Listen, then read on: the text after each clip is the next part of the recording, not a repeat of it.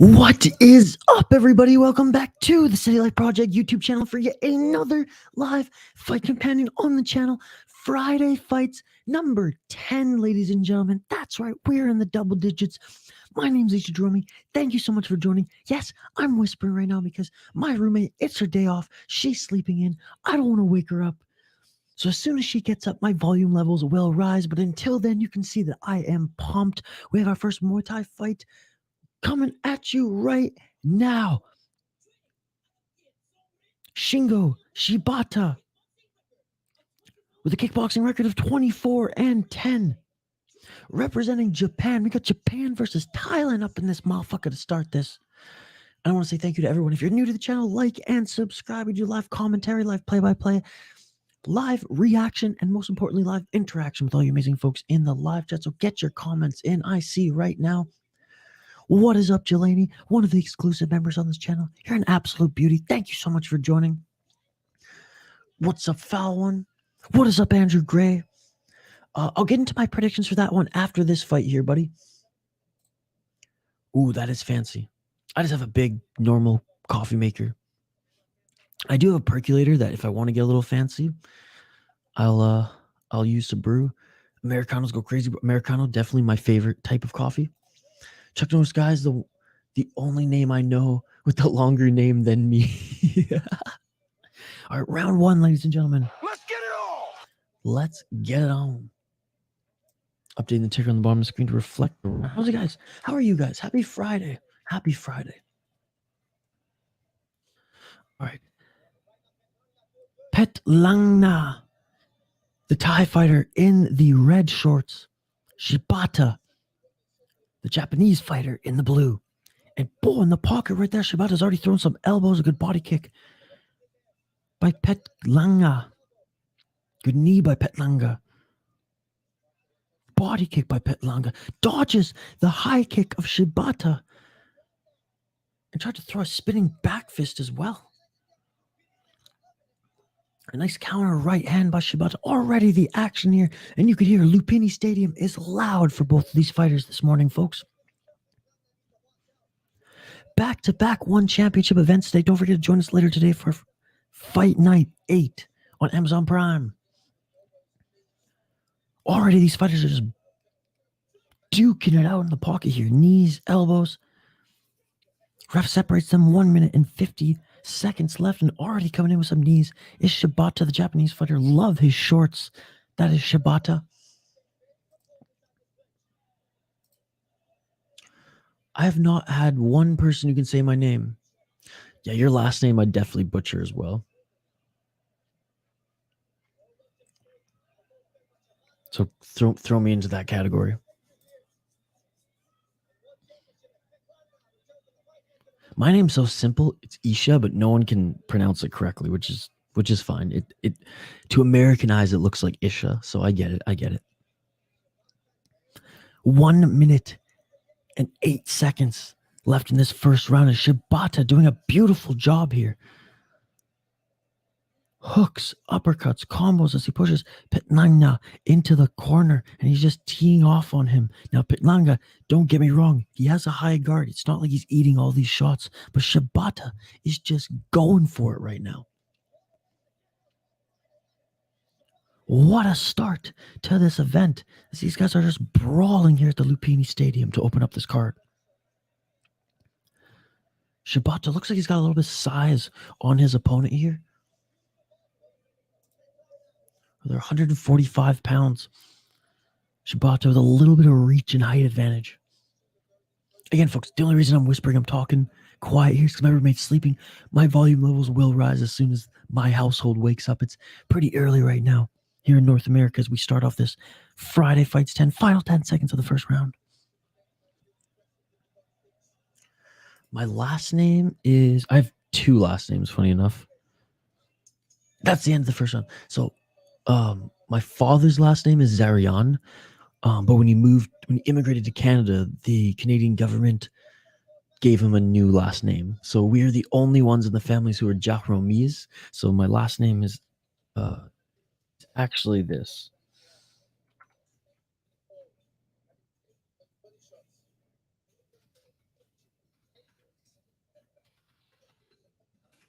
So this is what it'd be. It's funny, out of all the cousins, we are the only Jahromis. Everyone else is Zarian. It's because the province that my dad grew up in was Jahrom in Iran, and they added an I on the end, and Jahromi was born. Man, who's pumped for tonight's one championship card? I know two really high-level fights. There's not going to be a heavyweight championship, and Rod Tang is obviously not there.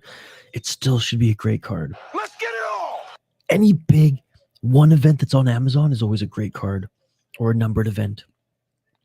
We're not talking Friday fights. We're talking like in their hundreds. which I hope they bring back eventually. All right, here we go. Already again, Shibata pressuring Petklangna into the corner, and he's just teeing off with hooks, utilizing his strength and size advantage.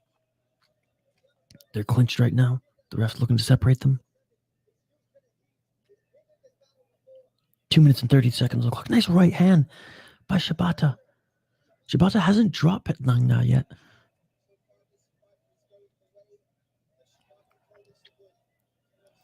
And now Petklangna in the clinch, pushing Shibata up against the ropes. Separated, 2 minutes and 10 seconds. What I love about this is both of these young guys are brawling it out on the opening card. The crowd is going crazy and throwing Petklangna to the ground as Shibata. What a fight. Oh, What my a God. fight. This is the first fight on the card. Uppercut by Shibata. Left hook, right hook by Shibata. He's just swinging.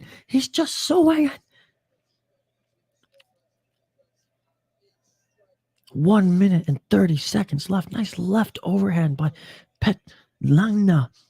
And that's the thing. Shibata, he's landed a lot of these clean shots, but Petklangna, he's just taken them and he's willing to fight with him in the pocket here. 1 minute and 31 seconds left in the second round. Relentless pressure by Shibata.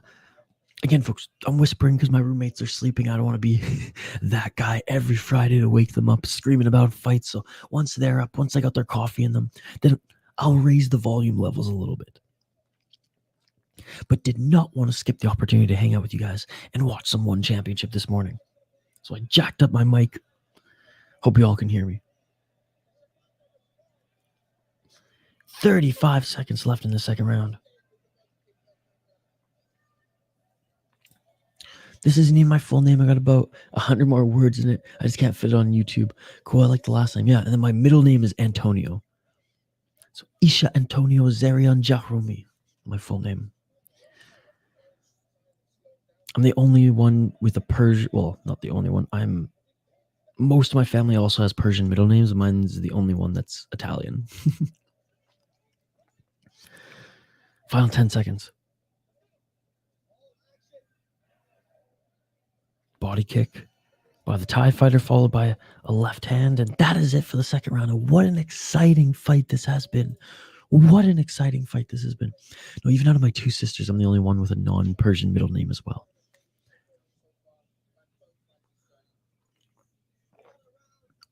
But my first name, it's not, even Persians don't know my first name because it's not a traditional Persian name.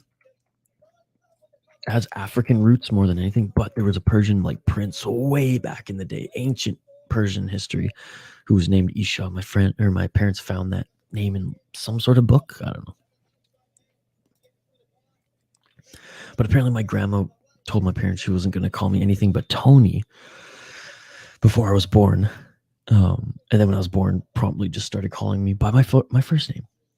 So the joke is my middle name's Antonio. All right, whoops, round one. Third and final round, ladies and gentlemen, in a brawl that has been this first round here. First fight, I should say. Petklangna against Shibata. Shibata representing Japan. He's got the height and reach advantage. Petklangna out of Thailand.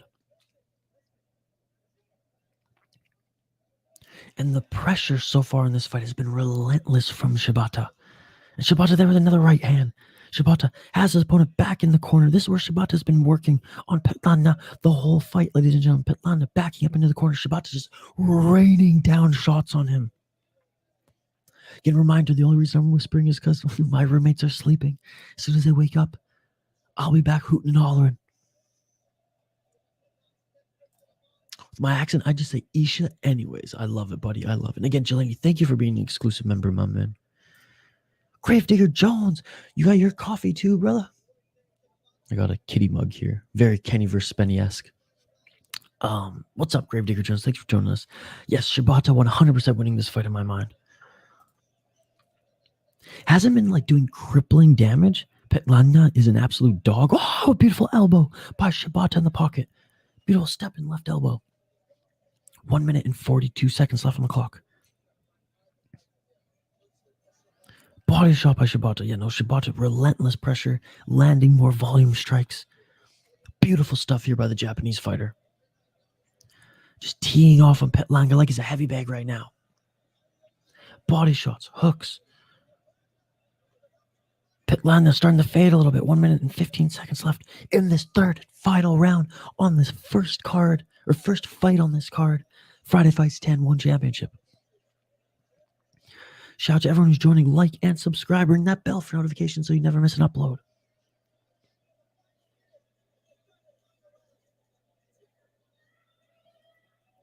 $55 seconds left in this third round. Good right hand and body shot by Shibata. Shibata's doing a great job whenever Petklangna covers up. Shibata goes for the body. I'm going to watch for a bit. Then I'm going to go to my local cafe and get an Americano. Now we talking about it. Dude, I love Americanos. I might even treat myself to Americano today sometime.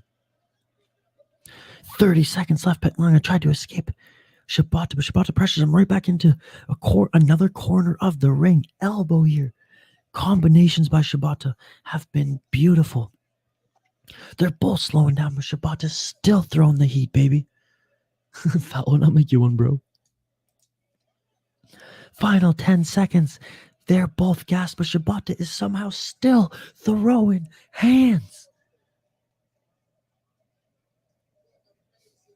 What an amazing start to this fight. And that is it. That is it.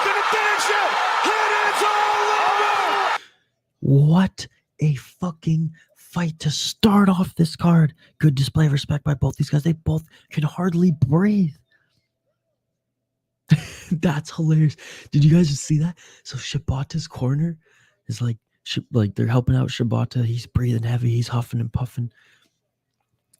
The Thai fighter comes over to hug him, and Shibata's corner offers the Thai fighter some water. Wow. I'm down for that. They're like $6 where I get me up. Any specialty coffee, they ain't cheap. They ain't cheap. Americanos usually a little bit cheaper than that. Mochas, now those are expensive. Double mochas if I really want to be fancy. 2 shots of espresso. Extra thick chocolate milk. Let's go, baby. All right, judges' scorecards for this one. I gotta think the Japanese fighter won it. Just listening in.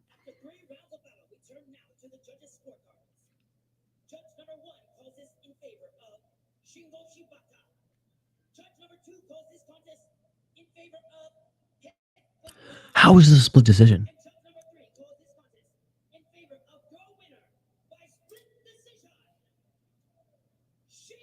Okay, I was gonna say Shibata wins this one split decision. There is he should have won unanimously, dude. He should have won unanimously. The only round there was an argument that he lost was that second round, and even then, What's up, JC? Thank you for joining, buddy. Great showing from the Japanese. Relentless pressure, JC. Relentless pressure. It's good to see you, JC. Oh, yeah, they don't have their normal crew here just because they're all in Singapore right now preparing for one championship fight night.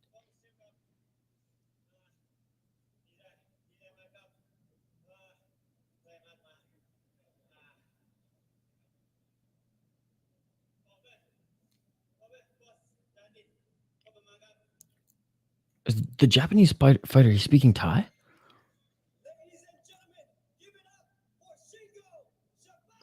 Or they just didn't have a translator?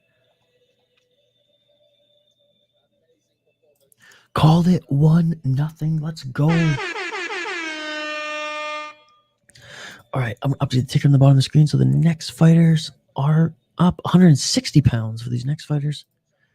That'll update the screen to Jelani. Yes, we will talk about my prediction for the featured fight here tonight as well.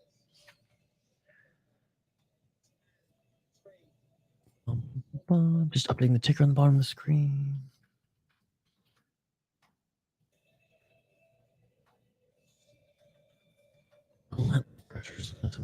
here. Super Light for Rotang canceled. I know, dude. Super Light will still be fighting, and he still will be defending the title. But yeah, Rotang pulled out due to an injury.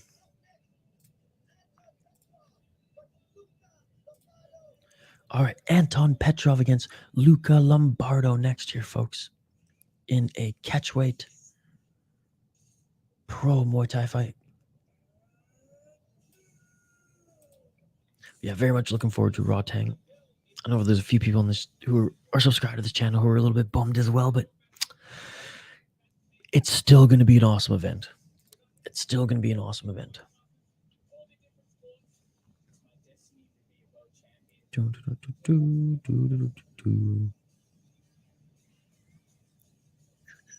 All right. So predictions for Chorfah against Sherzod Kabutov. I mean, I feel like I have to go with Chorfah here. I mean, Sherzod, he's no slouch, man, but Chorfah's an absolute savage. I know he's lost his last 2 fights. He lost 1 Friday Fights 3 unanimous decision. He lost via KO in his fight before that. But I feel like he's feeling it. I feel like he's feeling it now. Sherzod, I mean, he's a very, very good fighter. He lost his last fight, unanimous decision to Nakarov Fairtex. Before then was on an impressive run. He had 1 fight in 1 championship, and before then was fighting in Muay Thai Super Champ, as well as Muay Moon 1 Sluk. But I do think Chorfah takes this one. I think he gets back into the win column. Super Light is as good, if not better, than Rotang, in my opinion. Oh, yeah. Oh, yeah. Saenchai, too, is one of my favorite fighters. Not only in this promotion, but just Muay Thai in general. What is up, Eddie? Good to see you, brother. Again, for everyone joining, I'm whispering right now. My volume levels are low. My roommate's sleeping. It's her day off. I don't want to wake her up hooting and hollering about fights, but as soon as she's up, as soon as the household wakes up, you'll start hearing me hoot and holler as well. Thank you to everyone joining us live here on the channel. Like and subscribe if you haven't already. Join the live chat like our boy Eddie, like Foul One, like Gravedigger Jones, like JC, like Jelani. This morning we're totally interactive, live play-by-play, live commentary, live interaction, and most importantly, live... What did I say there? I messed it up. Live play-by-play, live commentary, live reaction, and most importantly, live interaction with all you amazing folks in the live chat. Let's go, baby. Let's go. One of 2 live streams that we're doing today. Join us later tonight as well for One Fight Night 8. And we'll also do an exclusive membership stream before then.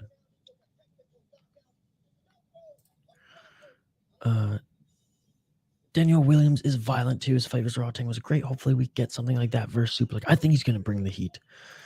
FR, is it not live right now? Can't find the fights on YouTube. I'm watching it on YouTube, buddy. I'm watching it on YouTube. Maybe there's a regional restriction. Are you in the United States, FR? If you're in the United States or Canada, you should be able to watch it. If not, fire up your VPN and get on YouTube. But it is on YouTube for me, FR. And if you can't watch it right now, I will definitely give you some live play-by-play, my man. All right, making his 1 championship debut right now. And making his walkout as well is Luca Lombardo out of Italy. Taking on Anton Petrov, the Bulgarian fighter, who's also making his 1 championship debut as well. On a 2-fight win streak is Anton Petrov. He's actually fought in Glory as well for kickboxing. No Thai fighters in this next one. Bulgaria against Italy, folks.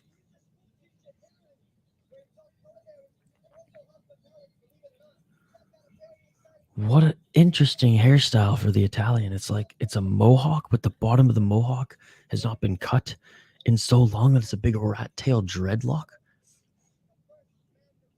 Oh, smiling at the camera, making his 1 championship debut. I must be excited here again. Catch weight 160 pounds for this one. Let me know who you're picking in the live chat, folks. I'm going with the Bulgarian fighter. I haven't even seen him walk out yet. I just got a feeling.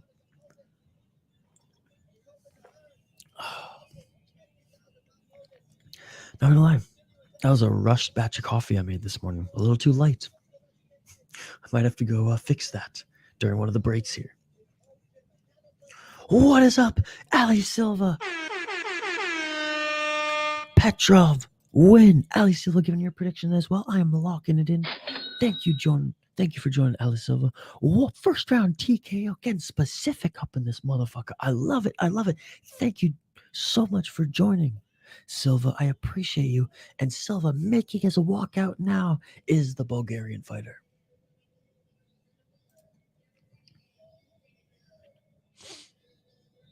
Man, he looks like a mean fighting machine training out of Phuket here.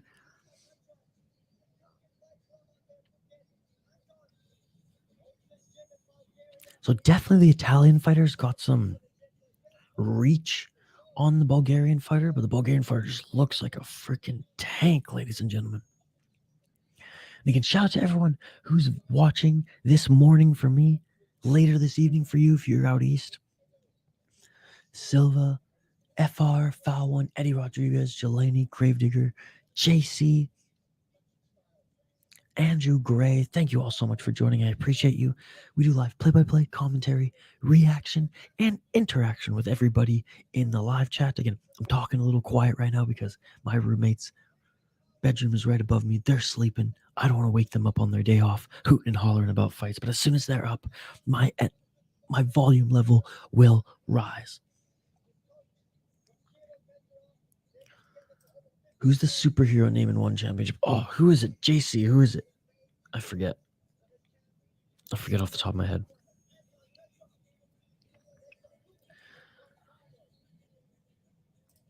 Batman. Oh, what was it? Was it Batman? Was it or Superman? Fuck, we saw them fight just like a few weeks ago. JC, who was it? All right, so Luca, 45-15 in his pro Muay Thai and kickboxing career. Luca, the Sicilian warrior Lombardo. So a decent record in kickboxing and Muay Thai.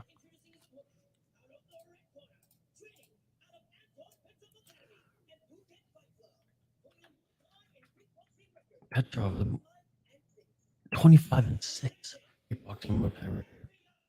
So more experience from the Italian, but I'm going with the Bulgarian, locking it in. Give me your predictions. Peak Masters whispers, hi all. What's up, Peak Master?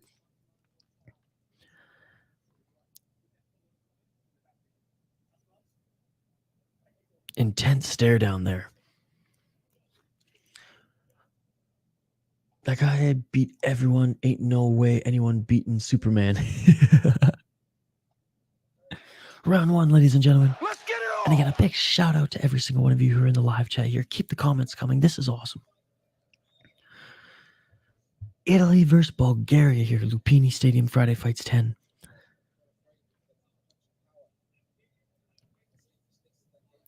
Two minutes and 43 seconds on the clock. If you want to sync up with my stream. Each of them exchange body kicks here. Again, such an interesting hairstyle for Lombardo. What a nice sweep and taken to the ground is Lombardo. Lombardo with the height and reach advantage. Petrov. Looking like the EPO advantage. I mean, what?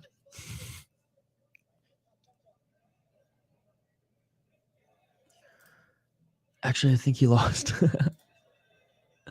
Let's try to put your link in the ONE FC chat. I don't want to do it because I don't want to look like I'm spamming, but if you want to do it, by all means, thank you. Beautiful combos here by Lombardo. They separate. Petrov doing a good job of landing shots as he gets into the pocket here.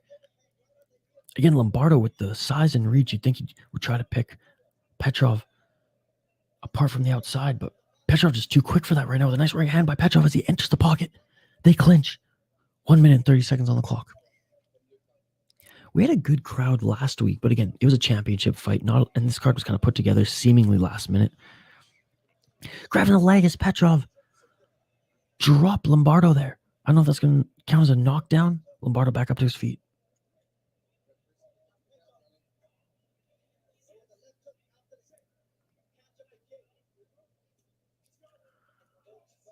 I actually think he lost. I got to stop saying it in the chat. At some point, I'm going to catch you off guard. I mean, I put it on the screen a couple times, which, again, like, you gave me the pass, right? Because I'm brown. I don't think YouTube's going to give me the pass, though. Petrov looking a little juicy. A little Tropicana. Oh, and bleeding above the left eye. And that is it. Are you kidding me? Are you kidding me?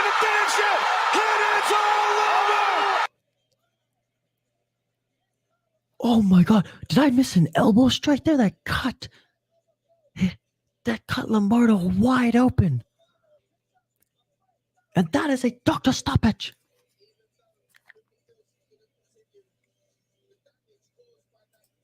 It worked. Some Thai chicks are going to come now. Not complaining.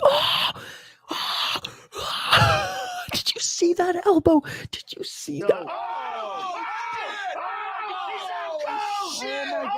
Nasty cut on the forehead. Nasty fucking cut on the forehead.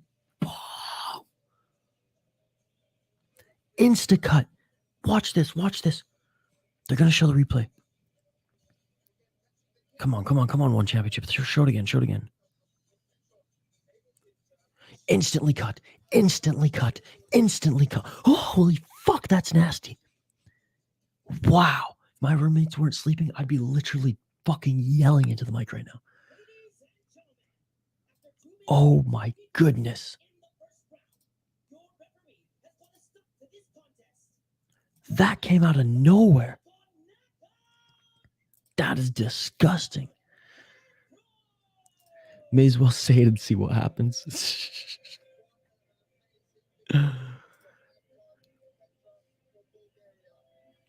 JC, elbow to the forehead, cut him wide open.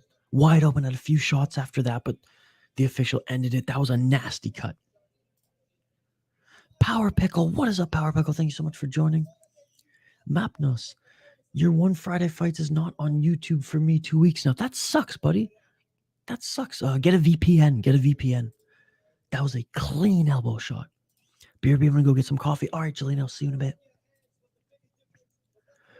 Where did he learn that technique? Say it.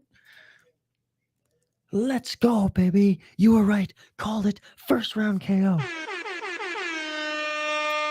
Dude, insta-cut.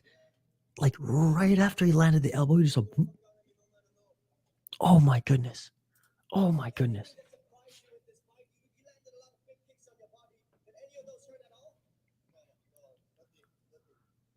Dude, Petrov is a beast.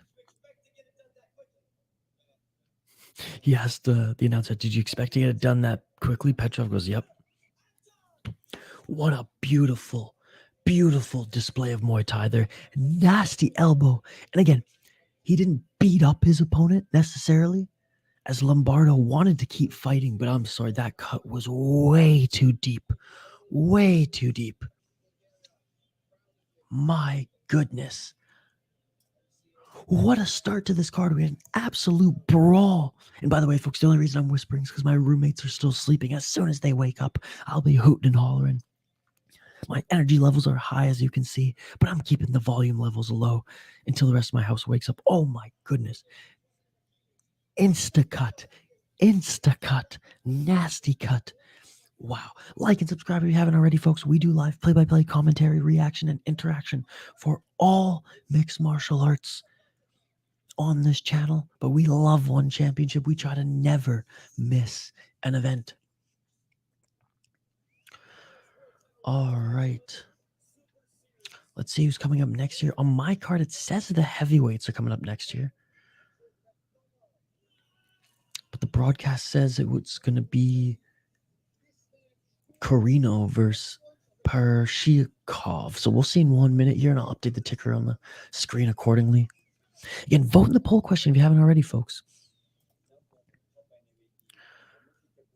Lawrence Phillips, do you guys remember 2-0? But he was the one who had that slam takedown KO just a few weeks ago.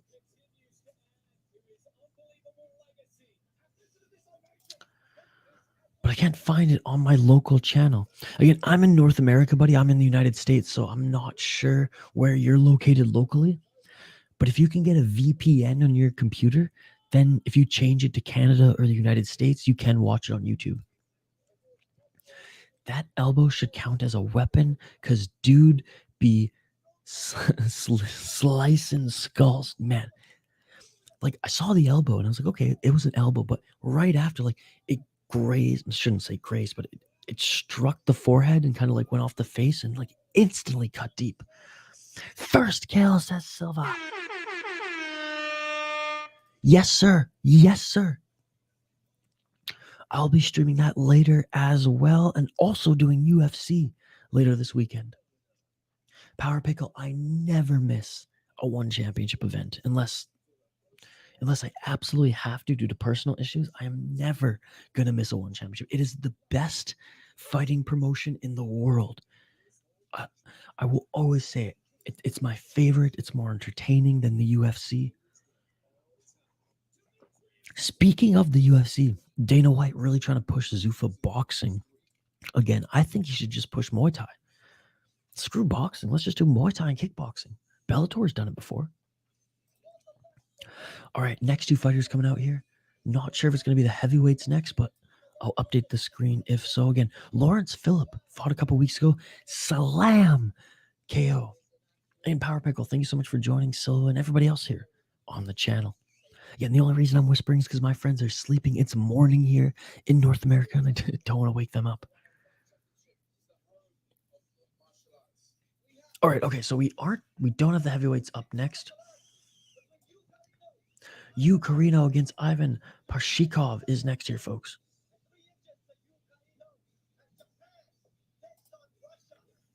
Japan against Russia here. 145 pounds. 3-minute rounds. Muay Thai kickboxing rules.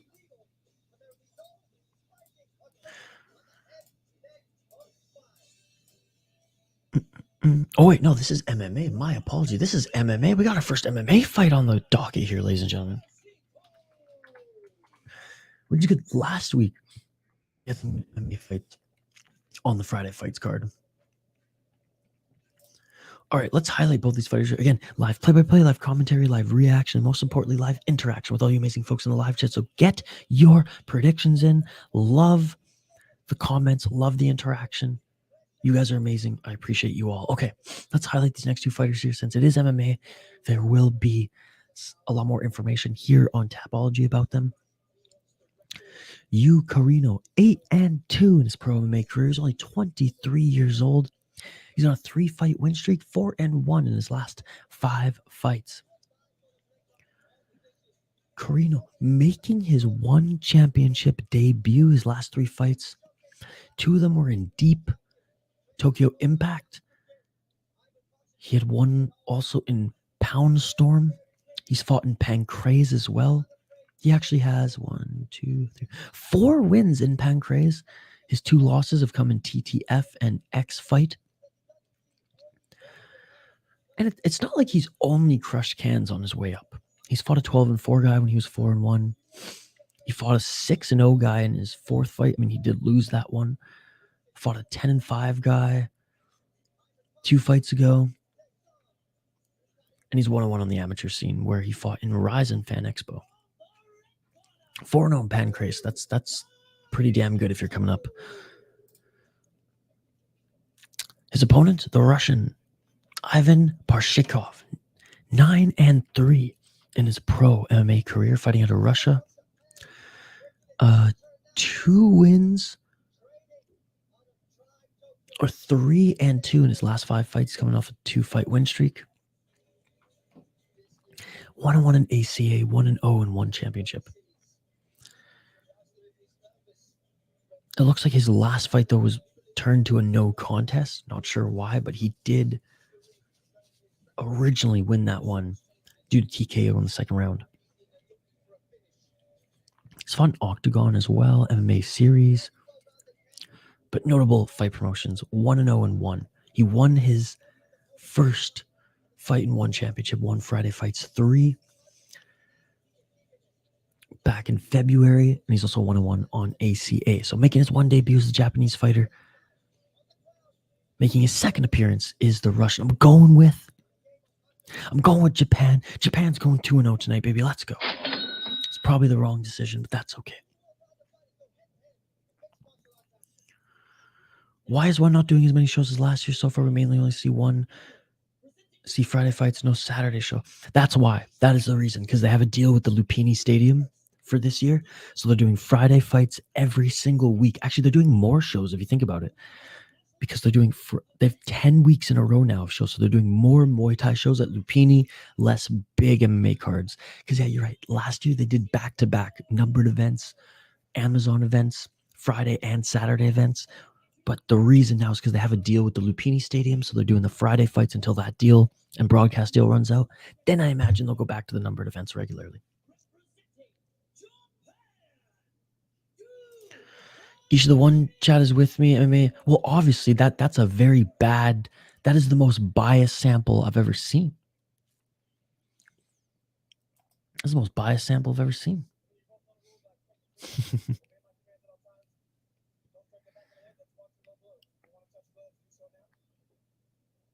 And again, I don't know how many times I have to say this. I don't think it's better. I think I like it more. So it's a personal thing. I never argued that it was better. It's a personal thing. I like the nostalgia. I like the nostalgia of anything that reminds me of Pride. All right, round one. Let's get it all. First MMA fight here. Let me know your predictions. I know Peak Master, you're never going to let me let that down. That's okay. Japanese fighter already going for the back here. He's got the right hook in. Charades. Parshikov to the ground. 30 seconds into this first round. And Karino. Or was this a reverse? Look like he was almost going for a reverse triangle here.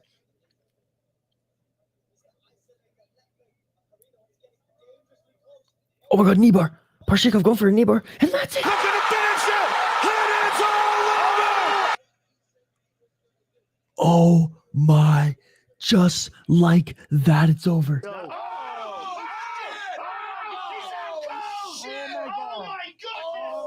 Oh my goodness. Oh my goodness. Parshikov welcomed going to the ground there, said he was going to get a knee bar, and he did it in what, 35 seconds?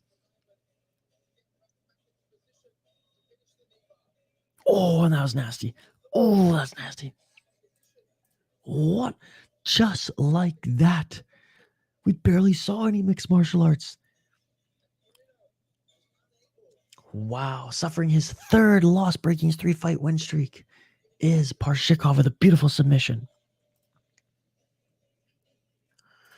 Power Pickle, Pride, and Dream are amazing. Golden era of MMA. Absolutely. Pride Fighting Champions, my favorite promotion. We did a retro stream here a few weeks ago where we rewatched Pride 1 all together. Eddie Rodriguez, I agree with you, liking one more. Yeah. Look, the UFC's roster is deeper. There's no ifs, ands, or buts, right? It is the deeper roster. They have more talent, but they do more shows. They can pay more of the roster a little bit more money, not just the high-end part of the roster. It's a more established brand.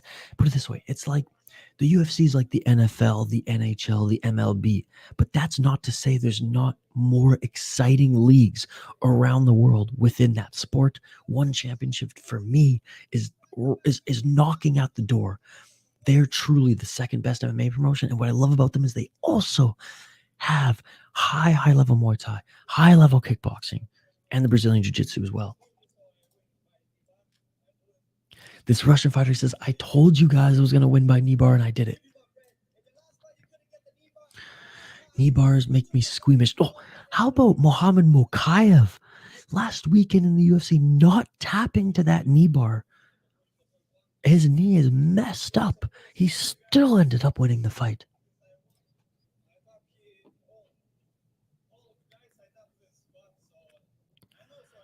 Parshikov says, I've been tapping everybody in sparring. I knew he was going to tap.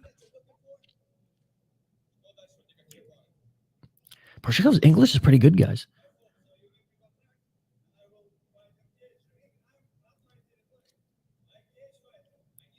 Oh, Peak Master, listen to him. He says, I hope one championship signs me so that I can fight in a cage because I'm not a ring warrior. I'm a cage fighter. Shout out to everyone tuning in live here on the channel. Like and subscribe if you haven't already. Again, I'm whispering a little bit just because my roommates are still sleeping. As soon as they wake up, my volume levels will rise. My energy levels are through the roof right now because we've had 3 straight great fights here. 2 finishes in a row, 1 from knee bar, 1 from nasty cut. We had a brawl in the first Muay Thai fight. Like and subscribe if you dig my vibe. Ring that bell for notifications so you never miss an upload. We're doing the next one championship event in 10 hours? In 10 hours time, less than 10 hours? Guys, I'm so excited. 8 hours time, I'm so excited for that one. And we're doing UFC tomorrow. We do live streams every single weekend covering the world of combat sports and mixed martial arts. How about that boxing match last night? Unbelievable stuff. Shout out to you all. Vote in the poll question. Chime in the live chat.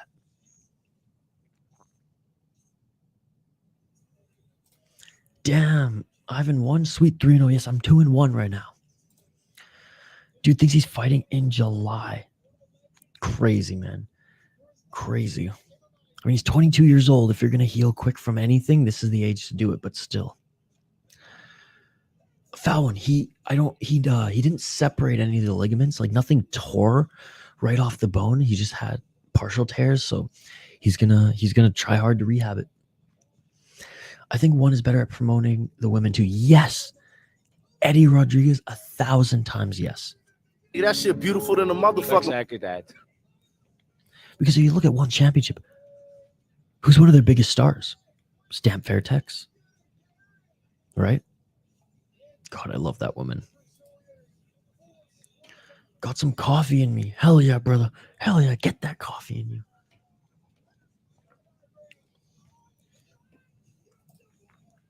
He wants to fight in a cage, but I hear most organizations don't want Russian fighters because they're many too dangerous. That's what people told me. Yeah, well, it seems like he's in good graces. It seems like he's in good graces with one championship. I mean, they've paid him for one fight before.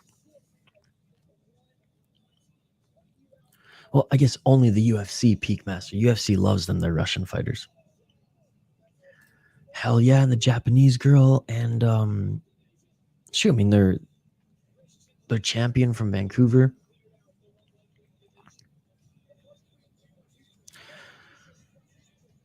The whole Lee family, right?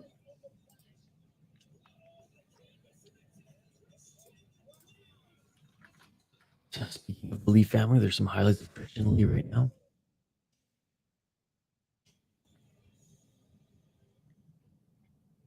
But like Angela Lee, for example. Canadian-American fighter training out of Vancouver. What's up? What's up?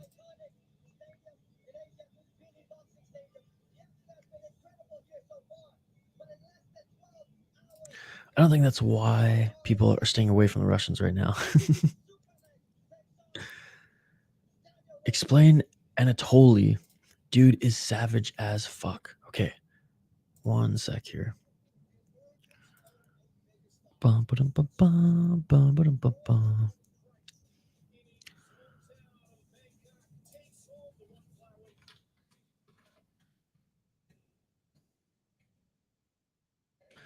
Anatoly Malkinen is an absolute savage, yes. He is so damn good. He's so damn good. He's the interim heavyweight champion right now. 4-0-1 championship. He destroyed De Ridder. He destroyed Grushenko. He destroyed Amir Aliakbari. I mean, unbelievable stuff. He finished all of his fights in one championship. Alexandre Machado, Amir Aliakbari, Rishenko, and DeRitter. The guy is an absolute beast. I cannot wait to see him fight to unify the belts for undisputed. UFC refuses many Russians just because they would have too many Russians in the roster. Or refuses many Russians because they have too many Russians in the roster. Well, the UFC really tries to go for like the highest level when they're just bringing in a free agent versus home growing their. Who's that one Russian fighter, that new Dagestani fighter they just brought in with the one eye? What's his name again? I can't wait to see him fight. I could look it up here in a sec, but I wanted to know if you guys know. Okay, so we're either going to see the heavyweight fight here next, which again, Lawrence Phillip. He's only had 2 pro MMA fights, but his last one with the freaking slam. Do you guys remember that? Let's see if I can find it quick and we'll show it on screen. I know he was fighting a bum, but like that slam takedown. So yeah, slam takedown KO. It was incredible. All right, so later today, folks, Superlek Danielle Williams for the Flyweight Kickboxing World Championship. We have the Atomweight Muay Thai World Championship. Alicia Helen Rodriguez against Jeanette Todd. And then we have an Atomweight MMA fight against Ham Sohee against Itsuki Hirata. Itsuki Hirata. That fight has been in the making for a while now, ladies and gentlemen.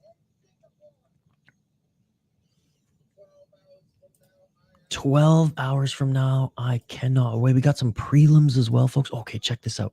Check this out, ladies and gentlemen. I'm going to share it here on the screen.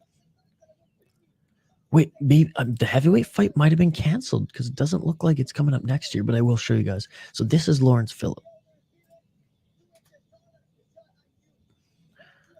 Look at this shit. Whoa, boom! And he is out. How crazy is that? Boom! So I'm not sure if Lawrence Phillip is fighting because we skipped that. So we're going right now to Samuel Bielen out of Belgium, but training out of Thailand. Up against Yod-IQ or Pimonsri. I'm getting better with the Thai names, folks. I'm getting better with the Thai names.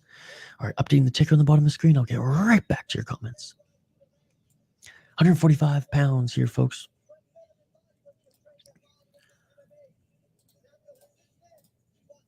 In this Muay Thai fight. And I'm pretty sure, yeah, that's it for the MMA. Assuming we don't see the heavyweights, that will be the last MMA fight we see on this card. The rest is all Muay Thai.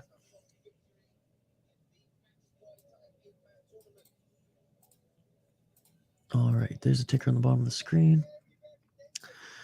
Yeah, they also want someone who sells moneymaker because some Russians or some Chinese barely talk to the media. No, that's true. That's true. Chuck Norris, what the hell? Oh, Eddie, you haven't seen this? So this is Tapology. When the fighter or their camp don't submit a picture to the website, they use Chuck Norris as the default. It's awesome. It's awesome.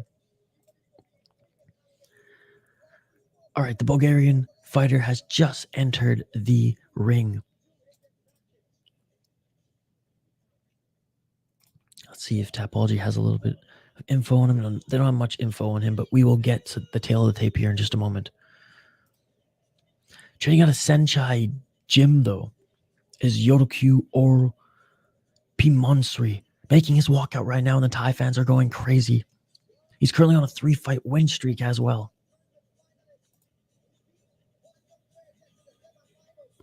Keep the comments coming, folks. As you know, it's a comment-driven live stream. Absolutely love hanging out with you guys here today. Some exciting fights to start off this card, folks. I still can't get over that elbow cut, man. My goodness, that was nasty.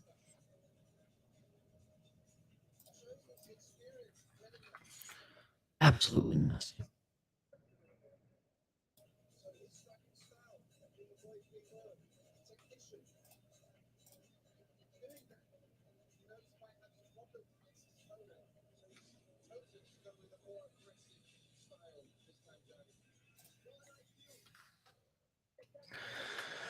Wow, folks, I'm just on Twitter right now.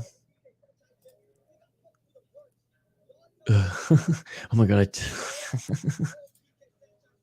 Here, check this out, guys. I tagged our boy Benjamin in this. Gravedigger Jones, you'll laugh. This is an inside joke between our group chat, but I tagged Benjamin in that, and he laughed. Like, that's cold.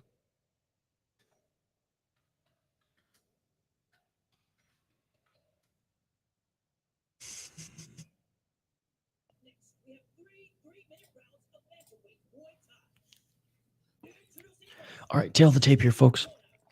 In the blue corner, Samuel Bielen, 11-2 record in Muay Thai and kickboxing, is the Bulgarian fighter.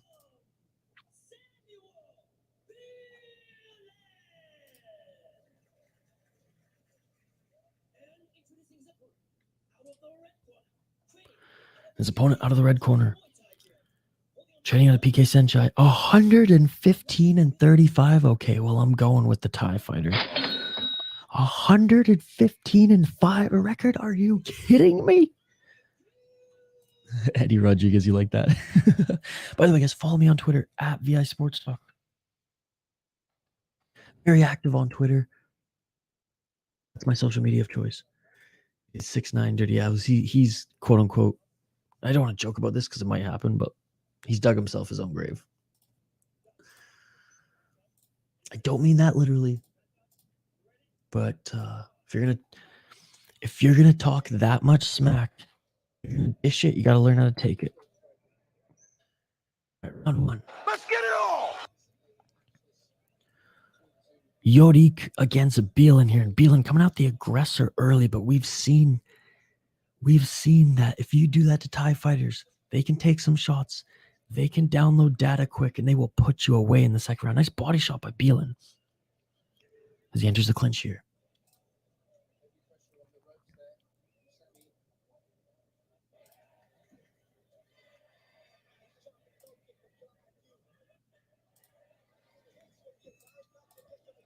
Two minutes and 20 seconds on the clock. Nice right hand, left hand. Bielen coming out strong here in this first round. 2 minutes and 15 seconds left on the clock.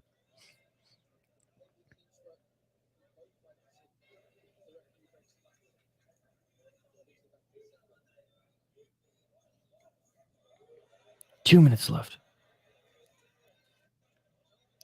Right hand by Bielen.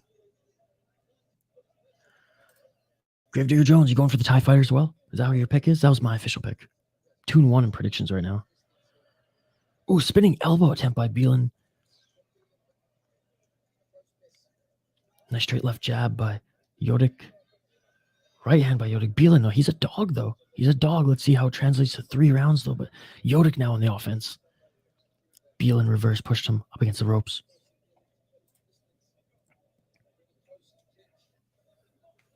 Ref separates. Low kick by Yod-IQ. Pushing him up. With the push kick was Yod-IQ as well. Bielen went for an inside low kick. Flying knee attempt by Yod-IQ. Doesn't land clean.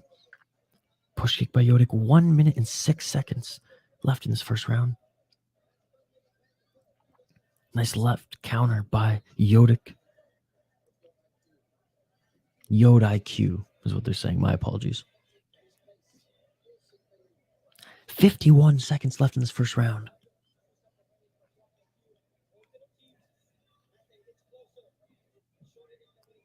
Walking forward is Bielen going for a body shot there, but he's already slowed down as Yod-IQ landed a right hook and a right elbow. They're clinched. The official separates. 30 seconds left in the first round. God, I love Muay Thai, ladies and gentlemen. Oh, and a nice left hook by Bielen. A nice left hook by Bielen. Bielen's not afraid to get into a firefight here with Yod-IQ. And that's how you know this is going to be an excellent fight. Shit, it already has been a good first round. Final 10 seconds. Spinning elbow by Yod-IQ knocks down Bielen. Bielen's going to get the count.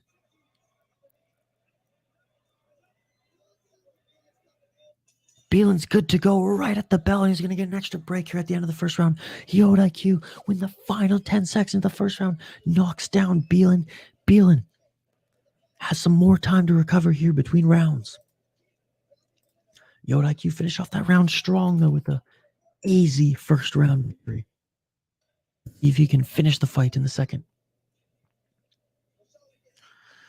The Belgian has an MMA style. Yes, he's actually fought MMA before he came in for Muay Thai. Look at going for the elbow. So Bielen went in for the spinning elbow, and countering was Yod-IQ, which is the left straight. It's not done yet, Gravedigger. It's not done yet.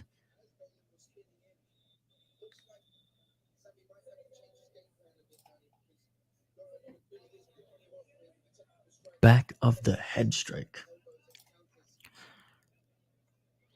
Not intentional, given that Bielen was spinning and he just walked in with the left. All right, round 2, ladies and gentlemen. Let's get it all! Let's see if Bielen adjusts his plan. Oh, straight right by Yod-IQ. Yod-IQ going in for a knee as well. Elbows by Yod-IQ in the clinch. This is it. This is some of these Thai fighters, man. They almost play with their food a little bit. They let their opponent dictate the pace.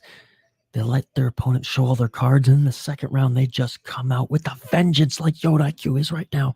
And Yod-IQ drops Bielen with the right hand. I don't know if Bielen's going to get back up here. Oh, and he does. He's a little wobbly.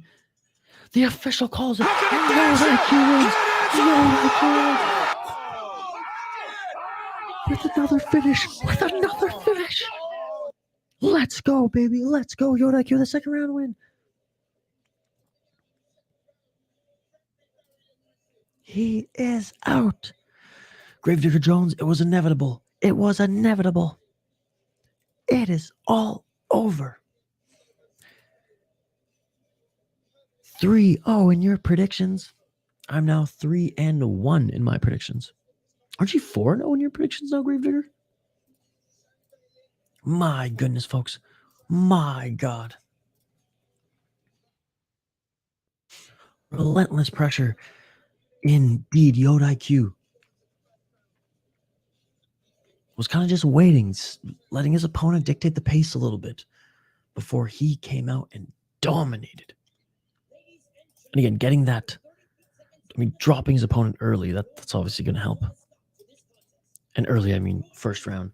Again, vote in the poll question, folks. We only got a freaking 11 votes in the poll question. Come on. Vote in the poll question. Like this video. Let's get this video to at least 25 likes, folks. I know we can do it. I know we can do it.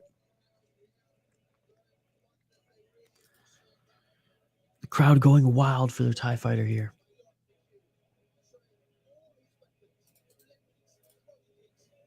Yod-IQ, the guy's got speed. The guy hits hard. Again, way more experience than his opponent here. 115 and 5 to 11 was a 4 opponent.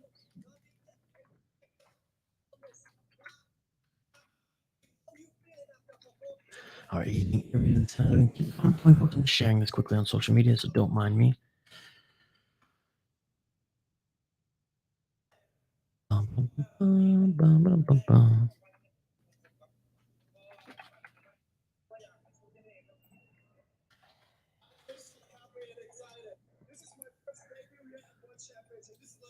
Yod-IQ says, this is my debut here at One Championship, and this is my dream.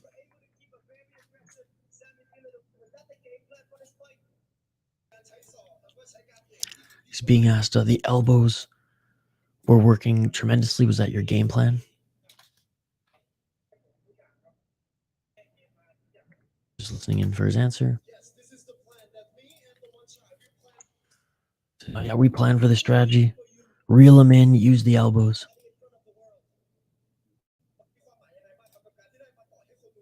Folks, like the video if you haven't already. Let's get this video to at least 20 likes here this morning.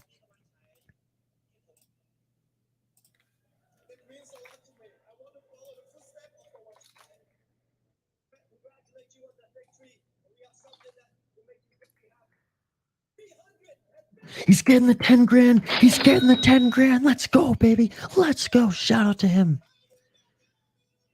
Shout out to him getting that bonus money from Shatri. That's awesome. That's awesome.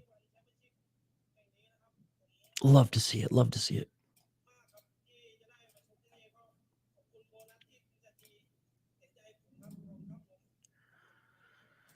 This card seems to be full of KOs as well. Yeah, KOs and submissions on the MMA side. Not many MMA fights for one championship this year. Again, not on the Friday fights card because those are the Lumpinee Boxing Stadium, which obviously you got to do more Muay Thai fights there. But on their other cards, there's still a good hefty balance of MMA. On the American side, when they're coming to America in May, that's a huge MMA card. But yeah, a lot of Muay Thai.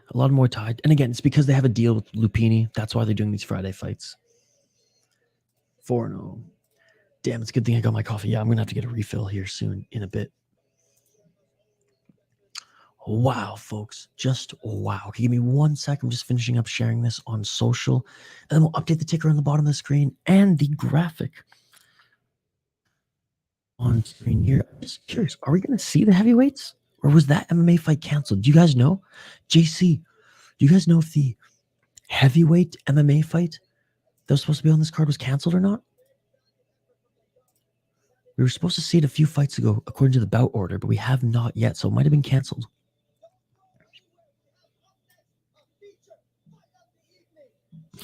No, we got Chorfah next. Ladies and gentlemen. We got the feature fight of the evening. Let's go, baby. All right, I'm going to update the ticker right now. So excited for this one.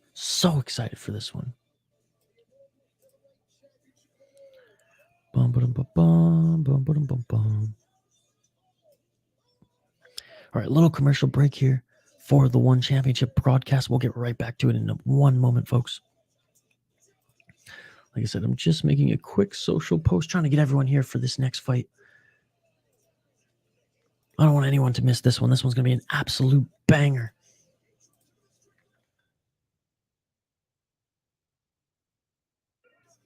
Oh, I think my roommate's awake now. Hope I didn't wake her.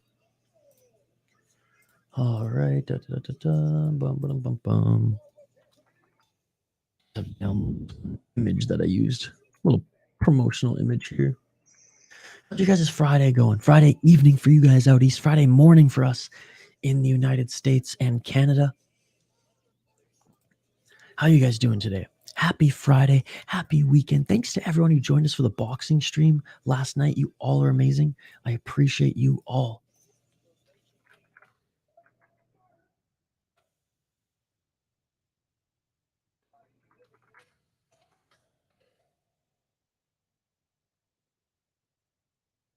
And we do live play-by-play, commentary, reaction, and interaction here on the channel. Very excited to have you folks along for the ride. And we do multiple live streams every single weekend, folks. So if you missed a chunk of this card, that's okay. We'll be back later in like 11 hours time for One Championships Fight Night. We'll also be around tomorrow for UFC Sanhagen, Chito Vera. That one's going to be a good one as well, folks. I got Sanhagen. He did open as the favorite. And I got Sanhagen winning that one. I think he gets overlooked too much as one of the dogs in the division. And I say dog is like he's got fire. He fights with pure like samurai mentality.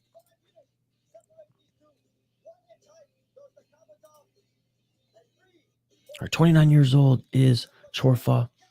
Was it 26? Is Sherzod Kabutov. All right. Dun, dun, dun, dun. Last post here, folks. Bear with me.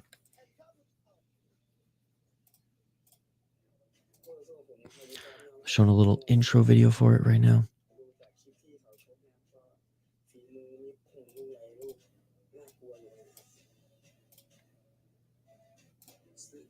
Keep the comments coming, folks. As you know, it's a comment-driven live stream. We do live play-by-play, live commentary, live reaction, and most importantly, live interaction with all you amazing folks in the live chat. Appreciate every single one of you who are joining us today. We're halfway through this card. We're at the featured bout right now, but we have some more great fights after that. Don't you worry. All right, I've shared this shit on social. I'll update the ticker on the bottom of the screen now, and we'll get right to it. Fighting at 136 pounds is this featured fight next year, folks. Let me know your predictions in the live chat. Oh my God. Dun, dun, dun, dun, dun.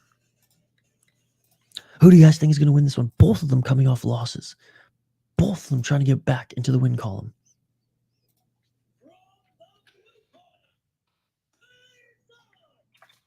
I'm a blue corner.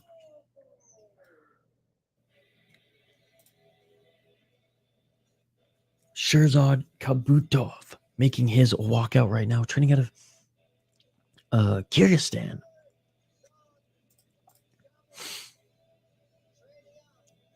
And again, lost his last fight in one championship, won Friday Fights 2.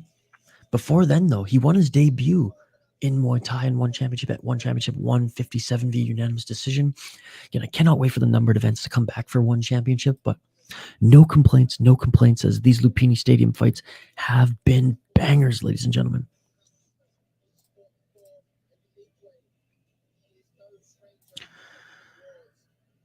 Did Corey already have a title shot, or am I tripping? Interim title shot. So he took the Aljamain Sterling. So remember when Aljamain Sterling was going to have the rematch, but he had to pull out against Petr Yan? Sandhagen took that fight on short notice. I think it was like 4 or 5 weeks notice. No, less, like 4 weeks notice or something like that. And he had an absolute war against Petr Yan. Now, I think it was a TKO finish, or he lost on the judges' scorecards. But the first 3 rounds, he looked so competitive. And then he fucking robbed, I should say. He was robbed in that TJ Dillashaw fight, where I will die on the sword and say that Corey Sandhagen won that fight. And then that fight obviously got TJ the title shot next. It should have been Corey Sandhagen. So I imagine Corey Sandhagen is going to win this one and that he'll get the title shot next. But yeah, interim title against Petr Yan, but short notice. Imagine if he had a full camp, because he looked damn good in that fight. As soon as Yan dropped him, though, that's when he was kind of like, and he took his foot off the gas. He's a mix of Dominic Cruz and Yuri Prohaska. Like, he's very weird in his movements, but he's bouncy, kind of like a Dominic Cruz in his footwork. But he's also got that, like, samurai mindset that Yuri Prohaska has. I love Corey Sandhagen so much. I mean, the last fight he was in against Song Yadong, oh my goodness, what a war. That, speaking of terrible cuts, that cut above the eyebrow of Song Yadong, oh my goodness. Oh my God. That was nasty. You'd shout to everyone in the live chat here. Eddie, Rodriguez, Gravedigger Jones, Mapnos, JC, Peakmaster, Foul One. Who else do we got here? Power Pickle, Ali Silva, Jelani. You guys are amazing. FR. Thank you all so much for joining. I appreciate you all.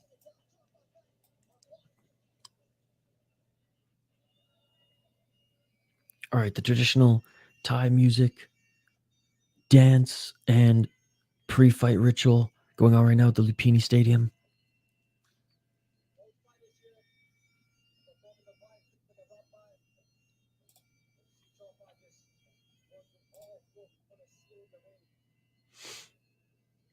Each of them going to all 4 corners to seal the ring.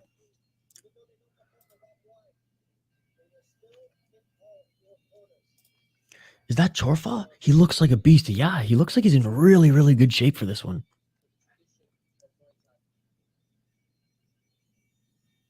He's only, what did I say, 29 years old? He's only 29 years old. He's got quite a bit of fight left in him. But yeah, he looks like he's in tremendous shape for this one, Gravedigger.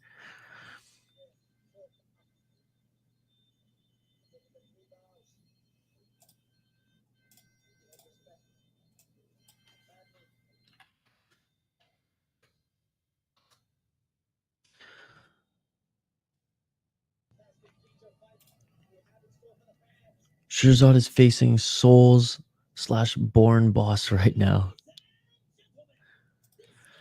Yeah, this is a big one. This is a big one for Sherzod Kabutov. 146 pounds, catchweight bout here, folks. Sherzod Lion Kabutov, 62-11 is his pro Muay Thai and kickboxing record. 65-11. They gave it to TJ because he was on his last leg, literally. And that was his title run. Sagan has many title runs left in him. Yeah, I don't think that was the reason. I don't believe, because the UFC doesn't own their judges, right? So I know what you're saying there, and like in theory, of course.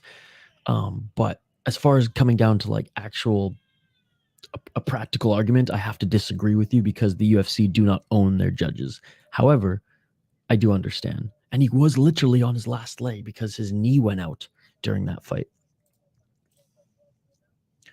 Not main event. They do the featured fight a few fights before, like as the end of their quote unquote prelims for these Friday fights. So we have another main event as the last fight.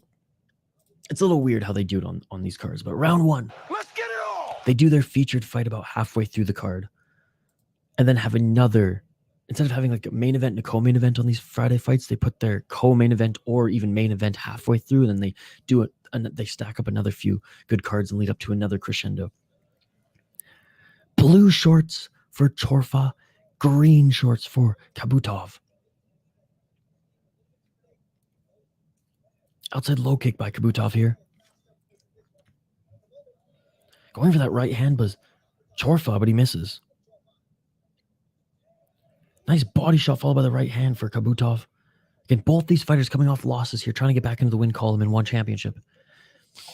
Yeah, don't worry, Foul One. We still have more fights to come, buddy.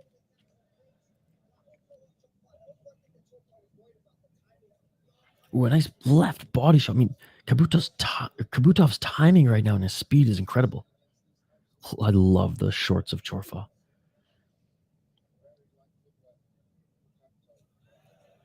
Nice right hand by Kabutov. Spinning kick to the body by Chorfah.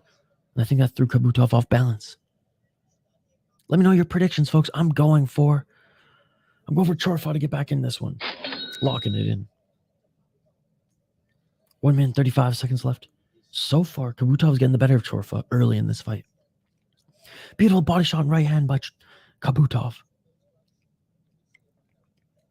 1-2 by Kabutov. Good outside low kick by Chorfah. Kabutov tried to throw a high kick there, didn't land.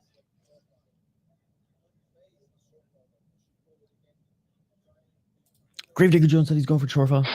Locking it in. My apologies for not locking it in, buddy. 1 minute on the clock here, folks, in the first round.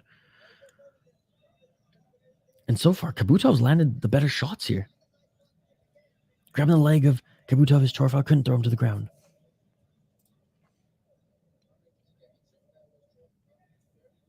Chorfah couldn't get the trip. Kabutov with some good balance there. 42 seconds left on the clock here, folks. A good left body shot followed by an overhand right by Kabutov. Kabutov tried to throw the high kick, caught by Chorfah. Chorfah then throws a kick, caught by Kabutov. 30 seconds left in the first round. Spinning back kick attempt by Kabutov.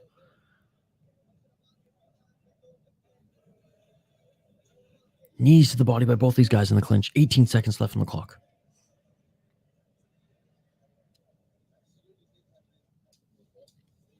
Ten seconds left in this first round, ladies and gentlemen. High kick attempt by Kabutov. Chorfah again, right after returns a kick. Neither of them can sweep and throw each other to the ground. And that is it for the first round. Great first round. And I have to say, Kabutov getting the better of Chorfah in that first round. Let's see how Chorfah comes out in the second round now that he's seen the game plan in action by Kabutov. Again, folks, like and subscribe if you haven't already. Ring that bell for notifications so you never miss an upload. We have more One Championship later today. Cannot wait for the fight night card. I know Rod Tang isn't fighting. I know the heavyweights. I know Malcolm is not fighting on this one, but it's still going to be a great card. The fight night cards never disappoint for one championship, baby. And I'll get the video and stream link and everything up after this.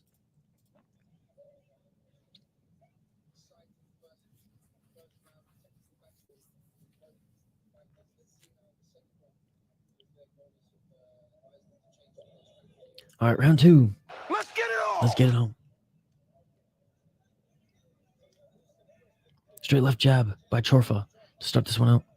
Or sorry, I should say Kabutov. Straight left jab by Kabutov's followed by a spinning heel kick.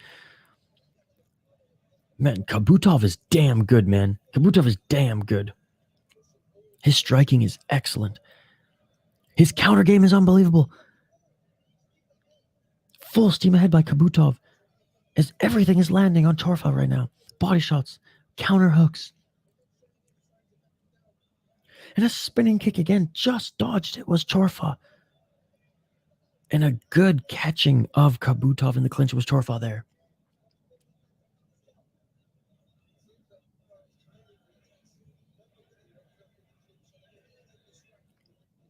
Knees to the body here in the clinch by both these fighters.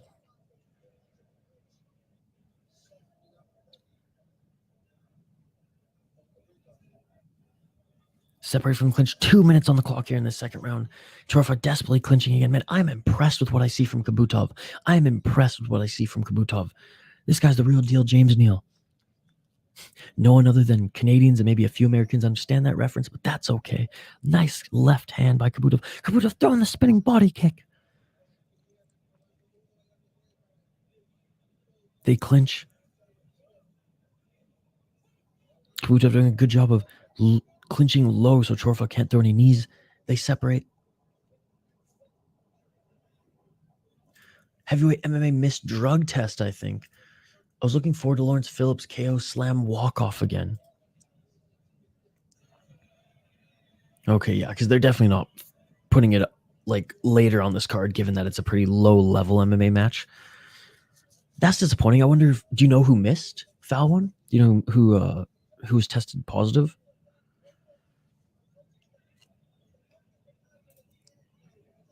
One minute left in the second round. Who is he fighting? So Lawrence Phillip was fighting a Russian. So not to be disrespectful, but I'm just going to go out of my way and say that the Russian was juicing. Yes. There we go. Is Kabutov an MMA fighter? No, he's Muay Thai, dude. 65, what is it? 65-11 Muay Thai and kickboxing record. So I wasn't even being insensitive. 19 seconds left. Spinning back fist attempt by Kabutov. Yeah, Peak Master doesn't seem like there's any MMA on the record of Kabutov. Just kickboxing and Muay Thai. By the way, shout out Peak Master for also being an exclusive member on this channel. Thank you so much, Peak Master, for everything you do for us here, buddy. That was the end of the second round. And again, I got Kabutov winning that second round, folks. Chorfah, you're going to have to finish here. Kabutov just with the, faking the leg kick, going for that straight right. Kabutov's skills are incredible. What, other than a counter right kick by Chorfah, he's done nothing in this fight. Nothing. Damn, Kabutov is good. He should go to MMA. Well, let's see. Let's give him a chance to rise in the rankings in Muay Thai and kickboxing in one championship before he steps into maybe doing MMA, because that's what's awesome about one championship is they give, their Muay Thai and kickboxers every opportunity to join the ranks in MMA. All right, round 3, third and final round in this unbelievable high-paced fight here. What is up, Roid Rage? What is up? Don't worry, I'm here. Let's go. It's great to see you, buddy. Roid Rage, I hope to see you later today as well for some more one championship. And Chorfah, he knows he lost the first 2 rounds as he is just moving forward with relentless pressure, stepping elbows here, spinning back kick attempt by Kabutov. And Kabutov takes Chorfah down. That's what Phillips said on Instagram. I believe him. I believe him. His old school full contact style.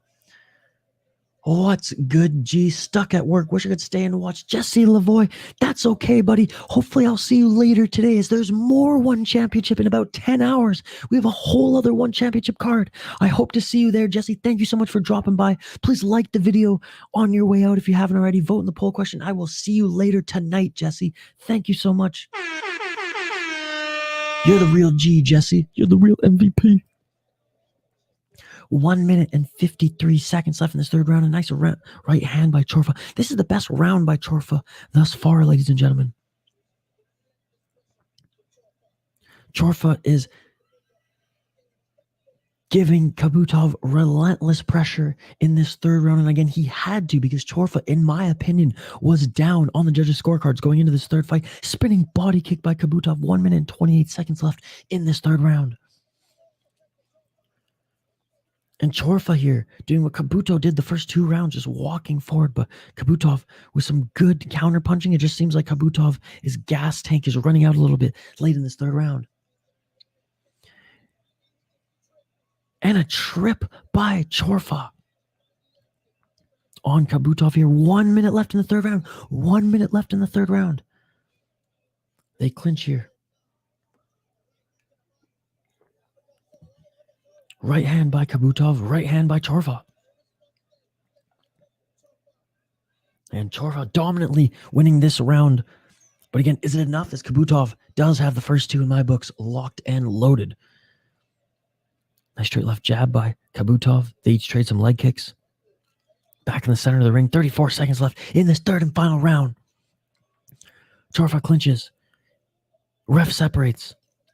25 seconds left in the round. Spinning heel kick by Kabutov. And a right hand, left jab by Kabutov. Right hand by Chorfah. 15 seconds left. Again, folks, I'm talking quietly just because it's my roommate's day off. She's sleeping. I don't want to wake her up. As soon as she's up, I'll be hooting and hollering. And that is it for the fight. That is it for the fight. Great featured fight of the night, ladies and gentlemen. Chorfah and Kabutov. What's your prediction? Who do you think won? I think Kabutov did enough to win that. I think he dominantly won the first and second round. I will give it to Chorfah. He did win the third round, but I'm sorry. If this goes Chorfah's way, this is a robbery. Kabutov dominated the first and second round. Absolute domination. Like, I don't even know if Chorfah landed like 3 shots in that second round, to be perfectly honest. Maybe with some kicks. And yeah, I'm exaggerating just a little bit, but come on.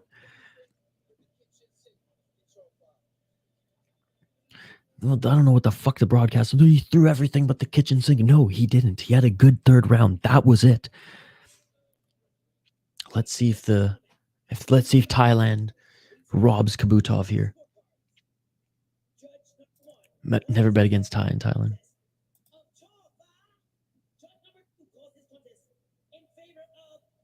It's gonna be a split decision.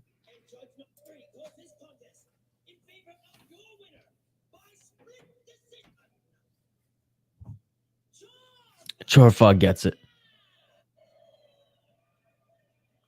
Even the referee got it wrong. Chorfah wins this one via robbery. I'm not even going to give him the Jamaican horns. He doesn't deserve it. Absolute robbery. Absolute robbery. Robbery. Even the referee lifted Kabutov's hand because the referee knew who the rightful winner was. Absolute robbery. Absolute robbery. Absolute robbery. I'm even going to tweet that. What is up, Mr. Bigwig, Matt Jig, AG Lig, Vietnam Hem, Gem, Fig, Stig? Thank you so much for the $1 donation yesterday, and I appreciate you here today. That ref was so confused. Horrible decision. Horrendous decision. Horrendous decision. I'm even going to tweet it. I'm going to tweet it too. Absolute robbery. Absolute robbery.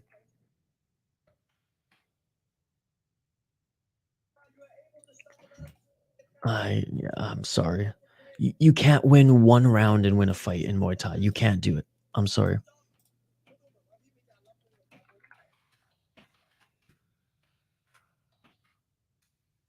I'm tweeting right now. Absolute robbery. Kabutov on the first 2 rounds. Easily.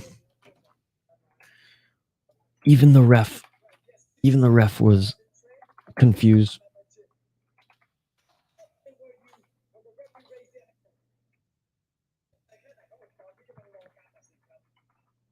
And was visibly confused.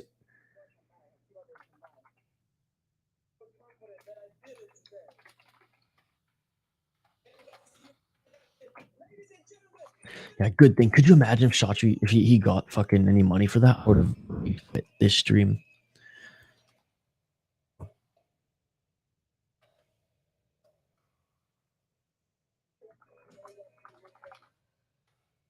Yeah, I don't know. I don't agree with that one at all.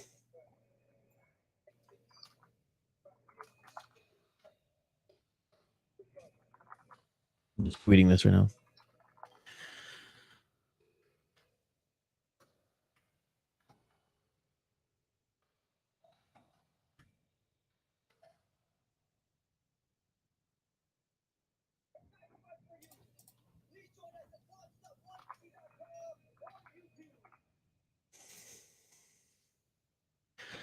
All right, 6 more fights left on the card here, folks. 6 more fights. A quick break on the broadcast. Hell, I might even take a quick break and grab some coffee. I can't believe this. I can't believe this. Absolute robbery, ladies and gentlemen. Absolute robbery. I'll get right back to your comments here in a sec. I want to hear your guys' thoughts on that one because I'm sorry. Like, Chorfah absolutely won that third round.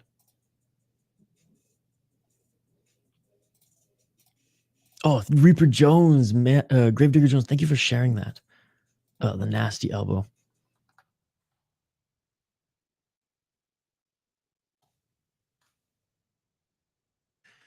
Oh, that sucks, man. That sucks.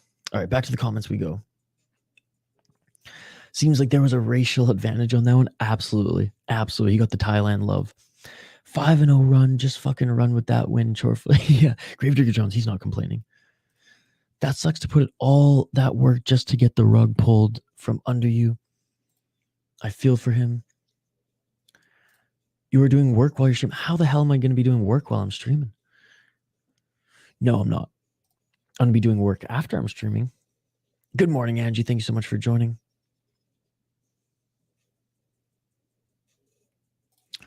Come on, is it a robbery? We already know what it is. Don't go to audition with Thai fighters in Thailand. Fair, but I mean, come on. That's easier said than done, foul one. Easier said than done. These Thai fighters have fucking iron chins, man. And it's not like he didn't try. He was throwing spinning heel kicks to the head, left, right, and center. And for the most part, I'd agree with you if it was a closer fight. Dude, I don't even think this one was a split decision. This should have been unanimous decision. Those first 2 rounds were clear as day. Again, Chorfah barely landed a single strike in that first round. I don't know. Again, I picked Chorfah to win that one, and I'm butthurt about it. Look at Peak Master and Andrew going back and forth here. That's amazing.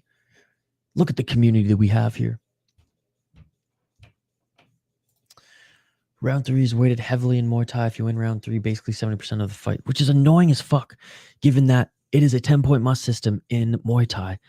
I get it in the MMA side of one championship because they judge the fight as a whole. So if you end strong, I understand how that bodes well for the judges. It pisses me off. Again, if like the second round was closer, I'd have no issue. The fact that Kabutov dominated, and I'm going to say that again, absolute domination in the first 2 rounds, it's fucking bullshit. I'm sorry to put that in the chat, but no, it's all good, buddy. It's all good. I love it. I appreciate it. All right, so there's a little break in the broadcast right now. update the ticker on the bottom of the screen here. And I think I'm going to go refill my coffee.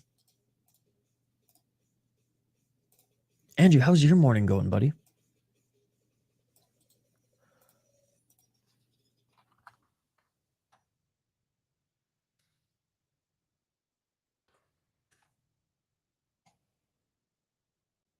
Bum, bum, bum, bum, bum, bum, bum. Oh, something's happening here on the broadcast. I wonder if they're switching things over to Singapore right now because they're already setting up there, or if they're just taking a little bit of a intermission here for the live crowd. We'll find out momentarily, folks. We'll find out momentarily. Oh, here we go. Here comes the intro again. Bum, ba-dum, bum, bum, bum, ba-dum, bum, bum. Reminds me of Edwards Usman fight 3. No, okay, I'm sorry. I wholeheartedly disagree. Whoever, and not to be disrespectful towards you because I feel like you're a smart person, but if anybody thinks that Leon Edwards lost that, or sorry, that Usman won that fight, you're fucking nuts. Usman won 1 round, 2 rounds at most, thus making it potentially a draw. I thought it was going to be a draw upon rewatching that fight. No, because the round that Leon Edwards got that point taken away should have been a draw. Like, should have been a draw of a round, because other than getting the point taken away, Usman didn't do anything. No, that was a dominating fight by Leon Edwards. Anyone who thinks Usman won that fight, you're out to lunch. I'm sorry. You are out to fucking lunch. There's no way. And yes, I'm biased because I love Leon Edwards. I watched the fight 3 more times. I watched the fight, like, literally looking at Usman the whole time, kind of like getting myself in a mindset where I was rooting for him to try to be biased as well. At most, Usman won 2 rounds. At most, and even then, I cannot give him that round where Leon lost the point because he did fucking nothing. That was an embarrassing performance by Usman. Hell yeah, I did. Hell yeah. Tomorrow Elite, what a name. Dude, Mr. Big Wig, my jig, AG leg, Vietnam, ham, jam, fig steak. I love you, buddy, and I love your name, but I'm sorry. Usman did not win that fight. That was the furthest thing I've ever seen from a robbery, my man. I've seen some terrible robberies in the UFC. No. He won potentially 2. There is no fucking way on this earth he won 3. I'm sorry. Take your bias goggles off. You have to take your bias goggles off because you are wrong. You are absolutely wrong. I'm sorry. You are wrong. No ifs, ands, or buts. Depending on the scoring, what means out to lunch. I disagree with you. Oh, dude, Gaethje won. No, I think Fiziev won that first round. I think a lot of people are saying that Fiziev should have won that second. I don't think so, based on the damage rule. Out to lunch means just like heads in the clouds. I'm sorry. I love you, brother, but you're wrong on that one.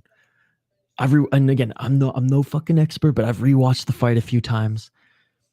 I've looked at all the scorecards. I've listened to like 5 or 6 expert podcasts.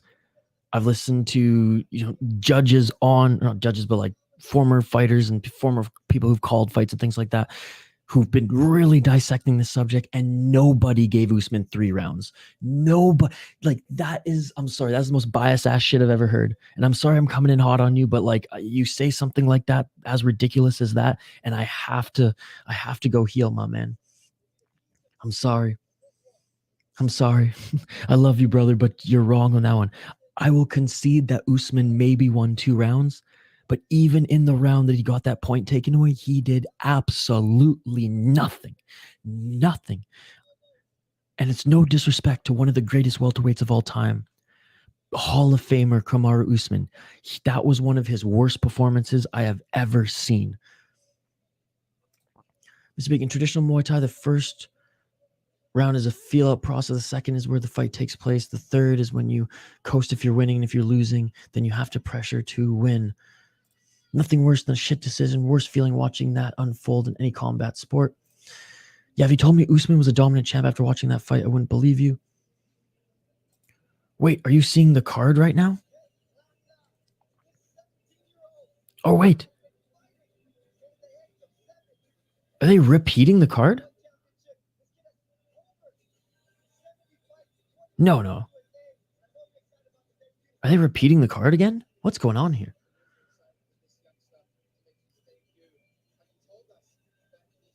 No, I'm reading the chat right now. And again, I hope I haven't pissed off Mr. Bigwig too much. And again, like, we can agree to disagree. I'm just saying, I'm not backing down on that one. Especially, like, it was a close fight overall, fine.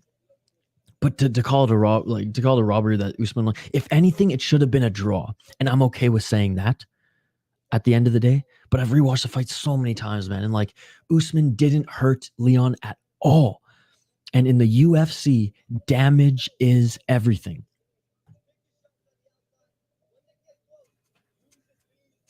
As I shrug my shoulders multiple times. Thongpoon is a great name too. Sure, love me some Thongpoon. Yo, what's up, Khabib? I said 2, but with the extra point on top. But he didn't get the extra. That's the thing.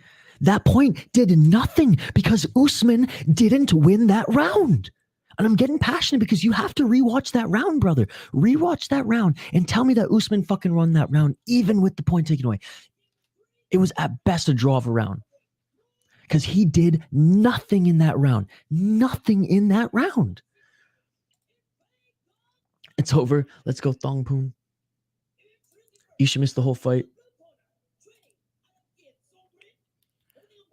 Wait, what's going on here? Did I miss that whole fight? Sorry, guys. I must be on the wrong broadcast here. Give me one sec. Is there just a whole other one broadcast here?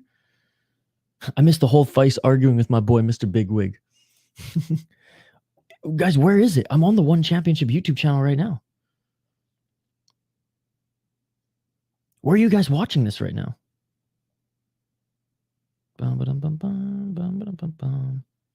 Yo, guys, where are you watching this? Because the broadcast just ended on my YouTube channel. Guys, where are you watching this?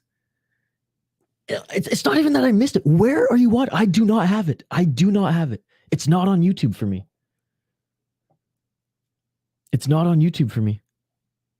That's crazy. It's not on YouTube for me. Damn, folks. That's annoying as hell. Yeah, no, it's not on YouTube for me for some reason. I'm going to refresh the app here. But no, it says that there's nothing live for One Championship. Damn, folks, this is annoying as hell. You can rewatch it on ONE FC's YouTube channel. Not in the judge's opinion, they act like takedowns, everything, those dumbasses. Only in a couple fights.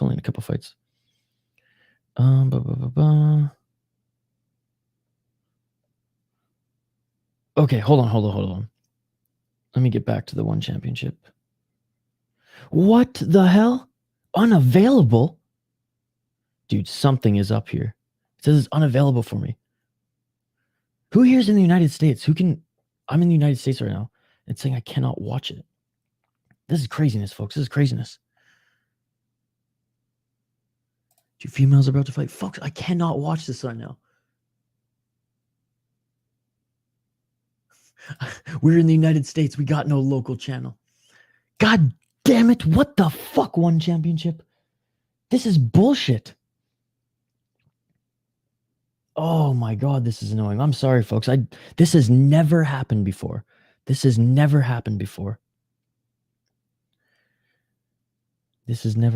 right, give me 1 second. I'm going to have to fire up my laptop. God damn.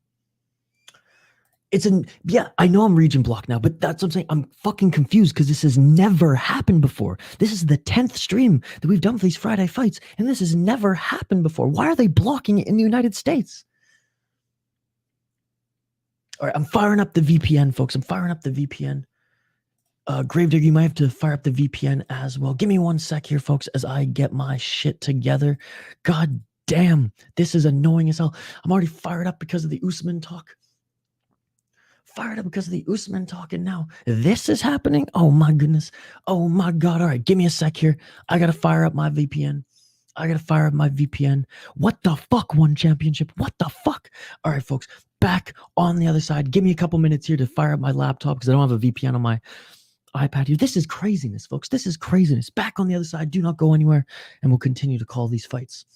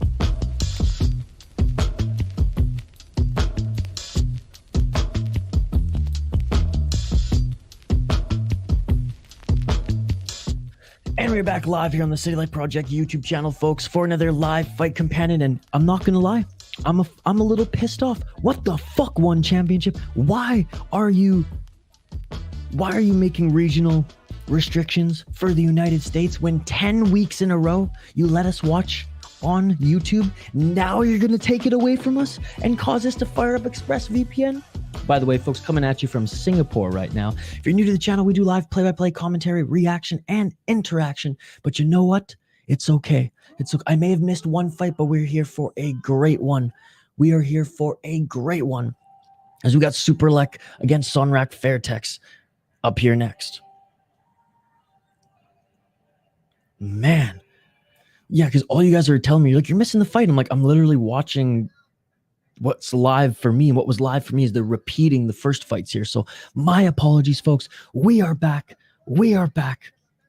I had to switch up my iPad for a laptop, but we are back, ladies and gentlemen. And I'll get back to the comments here in a sec. Bum, ba-dum, bum, bum, bum, ba-dum, bum, bum. Gravedigger Jones, fire up your VPN right now and I just said that I was in Singapore. I had to use a VPN as of about 3 weeks ago. Yeah, I've never had to ever for one championship, so this is new. Hope they didn't just get a TV deal in the States. No, they only have one with Amazon, but this isn't on Amazon. Yeah, exactly.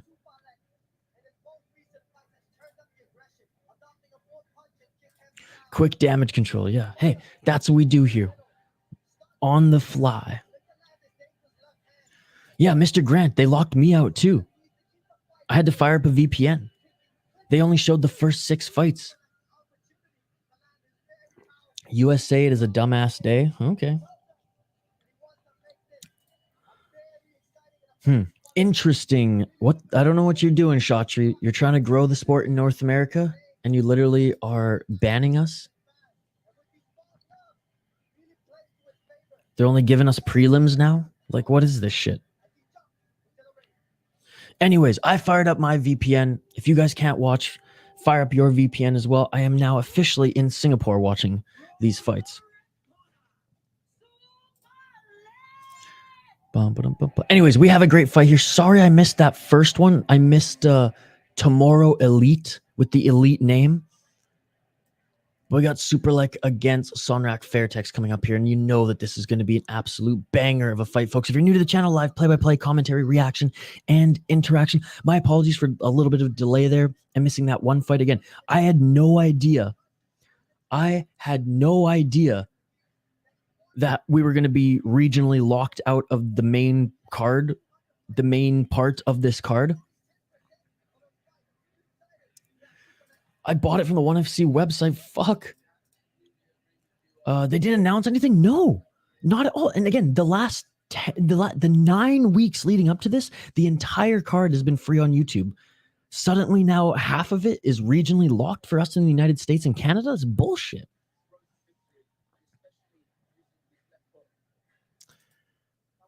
Ian, what's going on, Ian? I know they just got a TV deal in Australia last week, so you can't watch it on YouTube there anymore. Well, it looks like I ain't watching the fights even though I paid for it. What's up, bro? I've never been able to see it on YouTube.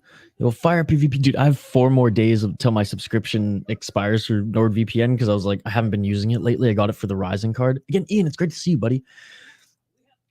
And ADFGGGG, they didn't announce anything. I know this is bullshit, but hey, we're riding at the seat of our pants here. And of course, it happens after Mr. Jigwig and I are going back and forth over the Usman stuff. Isha's already fired up, and then suddenly I see I can't even watch the fucking fights. But we are back. We are back.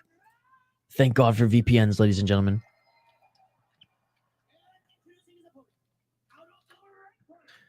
Well, to be honest, we missed the last fight.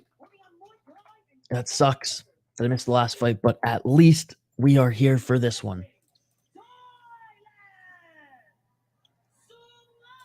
Sometimes we got to connect and talk fights. Never got your info. Def gonna talk MMA sometime. Yeah, Ian, email me, brother. If you just go to the About section on this channel, my email's there, or you can hit me up on Twitter at VI Sports Talk.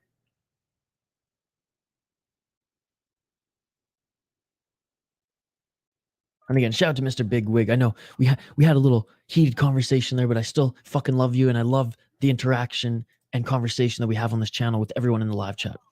Live play-by-play, commentary, reaction, and interaction, folks. We do live streams every single weekend covering the world of mixed martial arts. I'm so excited to have you all here for the ride. And oh, already to the ground goes Superlek in the red corner, Sonrak in the blue.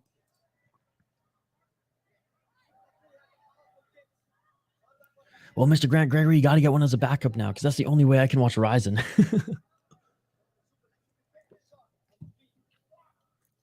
Oh, a nice high kick by Superlek. Clean shots by both of these guys. Superlek landed a couple good hooks. Sonrak with a good left counter there. And Superlek throws Sonrak to the ground.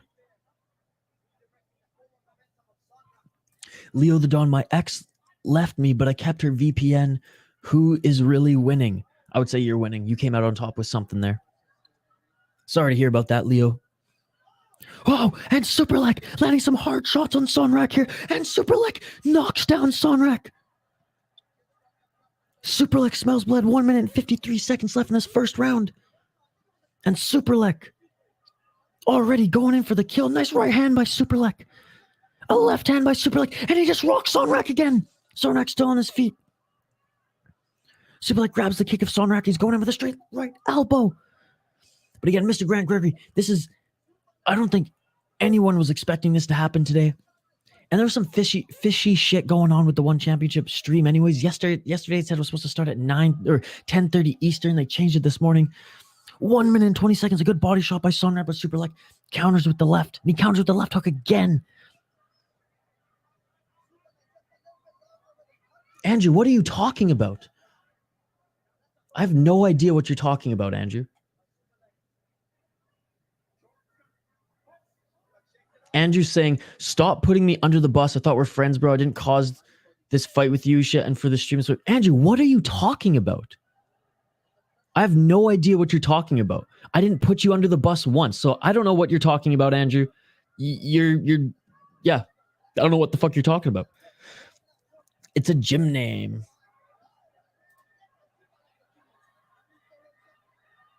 Is Andrew Mr. Big Wig? Yeah, Andrew, I was going back and forth with Mr. Big Wig. I have no idea what you're talking about, Andrew.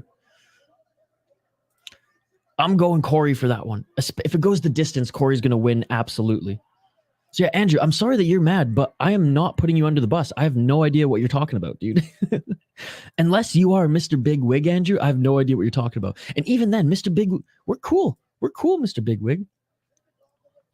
But yeah, Mr. Big Wig is the Superlek family, like the Gracie family of Muay Thai. But yeah, it's the gym name, just like the Fairtex name.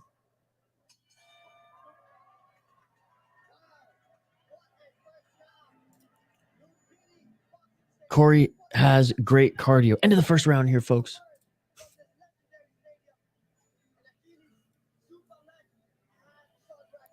Man, Superlek had Sonrak. And again, because it's Sonrak Fairtex as well, right? Because of the gym name. Superlek, he's setting the pace and he hit Sonrak with the harder shots in that first round. Oh, it's about Mr. Bigwig. I see. Yeah, dude. I don't know how you thought I was coming after you at all. USA, it's a dumbass day. He's more hittable though. I disagree. I think honestly, I think Cheeto's more hittable. Cheeto doesn't move, right? Cheeto's very much stand up straight. I will take some shots and not dish them out enough. Cheeto is not a volume fighter.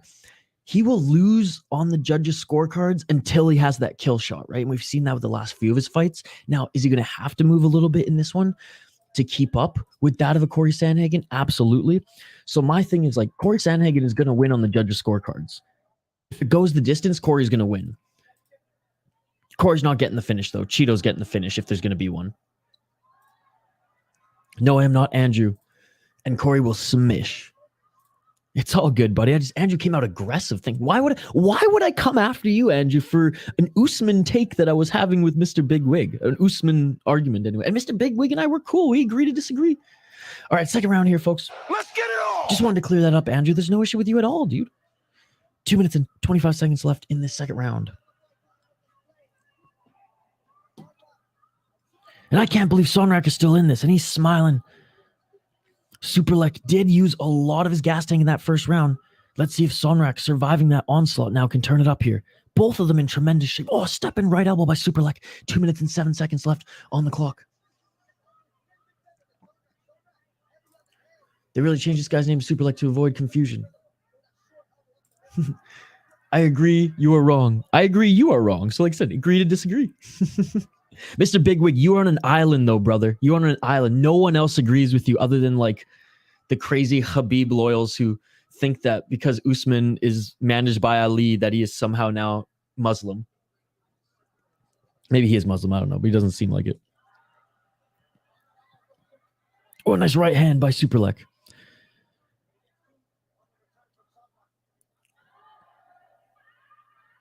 Khabib, why are you saying that? Just stop spamming the chat, dude.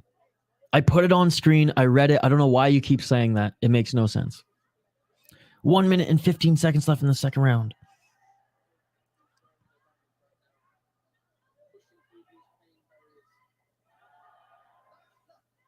Body shot there by Sonrak. Right hand by Superlek. Mr. Grant Curry, I can't see any of this. Fuck. I'm going to bed then. I guess I paid for replays. I hope that they fix this. I hope that this is just an issue on there. And Mr. Grant Gregory, are you tuning in later today for the fight night? Mr. Bigwig, are you coming back for the fight night later as well? Khabib says aye.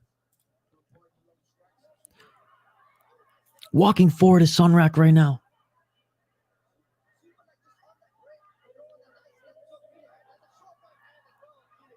Sonrak moving forward right now. Superlek starting to slow down. Superlek bleeding from his mouth right now as well. 20 seconds left in the second round. Khabib Riders have the worst takes in all of MMA. And it's crazy because like I have the utmost respect for Khabib. I don't understand why they are just so aggressive on all their takes. I am going out. Have a good day. Thank you so much for joining. As always, Andrew. Hope to see you later. End of the second round. It is very late for me. I might be up after Temple. Hey, if you are up after Temple, it would be great to have you in the chat. Mr. Big Wig, Majig, AG, Lig, Vietnam, Ham, Gem, Fig, Stig. But I might watch the next card. Yeah, the next card is in about 9 hours time. We will be here streaming that one, buddy, and we'll be streaming UFC tomorrow, so I hope to see you there as well. Maybe tomorrow in UFC, there's another close fight that we can go back and forth on. No, at the end of the day, I get fired up over my takes. It's because I'm passionate about this sport. I'm a passionate sports fan, but at the end of the day, I love the conversation that we all have together. Khabib, he's sick. That sucks, buddy. That sucks. I hope you get better soon. All right, third and final round here, folks. And again, my apologies, everybody. I had no idea that this was going to be regionally banned for a lot of folks. Let's get it all! And right away, coming out swinging is Sonrak. Sonrak could win back this fight because he had a good second round. Superlek dominated him in the first round. But Sonrak Fairtex had a good second round here. 2 minutes and 44 seconds. A good right hand, right elbow by Superlek. Here we go. This is it. The deciding round, ladies and gentlemen. And Superlek just knocked down Sonrak. 30 seconds into this third and final round. What's your favorite and least favorite fight? Oh, Carla Esparza against fucking Rose Namajunas. That was the worst. That was an absolute disgrace. That was a stain on our sport. I hate both of those fighters. I'm so glad Rose got submitted after in that grappling competition. The Fight Pass Opens or whatever they're called. Fight Pass Invitational, because I cannot stand her. I've lost all respect for her. That was the worst. That was a stain on the sport of mixed martial arts. That was the worst fight I've ever seen. I'm getting pissed off just talking about it. And Sonrak, little trip takedown. Or sorry, Superlek, little trip takedown on Sonrak again. 1 minute and 42 seconds. Favorite fight of all time? God, there's too many to name one. Recent favorite fight, okay? Matt Schnell against Simudajari. That was an unbelievable fight. Favorite and best fighter is Conor McGregor. Least favorite fighter is Khabib. Really? Dude, Khabib was way better than Conor McGregor as far as just like dominant skills in the cage. But I will say this, and we had an argument about this on the last stream. Conor McGregor is the biggest star the UFC has ever had. I mean, bigger than even Ronda Rousey, bigger than Chuck Liddell. But, I mean, the guy's got no ground game. Nate Diaz submitted him and beat him up at 170. Night all. They only give me the prelims of my national TV broadcast. Hope they'll give me the whole show. Well, I hope to see you later, my man. I thought they both lost. Both should have been cut. Both should have been ridiculed even more for that fight. I hate them both. I hate them both. That fight made me puke. It was a disgusting stain on the sport of mixed martial arts. My favorite is Jones versus Silva. John Jones didn't fight Anderson Silva. Gravedigger, you have a VPN, no? Didn't you get a VPN for the Ryzen show? Fire up your VPN and go on YouTube. That's what I'm doing. And that is it for the third round. What a fight. Hell yeah, it happened on the last stream. Good display of respect by both of these guys. Man, this was a close fight now because that second and third round, Sonrak came back and actually looked damn good. And if you look at the damage done on Super, like he's bleeding. Okay, that's what I was like. They never fought, but it would have been my favorite. Yeah, Anderson Silva is one of my favorite fighters of all time, if not my favorite fighter of all time. He was like a superhero for me as a kid. What about that William Knight fight? More respect for both of those guys than Carla and Rose. Because at least there was a fighter in that fight who did something. You know? He actually attacked William Knight. Carla versus Rose was a fucking stain on the sport. Both of them can be cut. I never want to see them fight again. It was disgusting. It was disgusting. Co-main event of the evening, fucking title fight, and you're going to do that shit for 5 rounds? Fuck off. You stole my money, you assholes. And not the UFC assholes, Rose and Carla, you fucking assholes. Yeah, but it went foobar on me.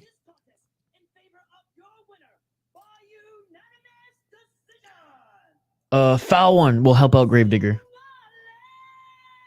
Superlet gets the win. You know what? I think he deserved that. I think he deserved that.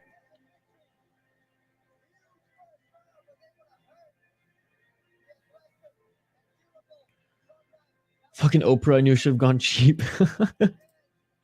Superlek won all 3 rounds. Okay, I don't know about all 3 rounds there. I think the third round, or actually the second round, probably. I mean, the thing is, he knocked down Sonrak, I think, in every round, and then had 2 takedowns also, like, or trips. So maybe that was the edge on the judges' scorecard. But I will say Sonrak came back from a first round that he was getting beat up pretty well, but he was dropped in the third round, if I'm not mistaken. No, great fight by both of these guys. Look, I get over animated sometimes, Mr. Bigwig, but like you asked me the worst fight I ever saw. That was the worst fight I ever saw. I would rather watch Romero Izzy on repeat for the rest of my life than anyone even bring up Carla and Rose again. Like, and I used to like Rose. Now, I will never watch another one of her fights again. Ever. Like, even during this stream, I'm going to take a break throughout her entire fight. Unless it's against Weili Zhang and Weili Zhang gets her fucking revenge and beats the shit out of her.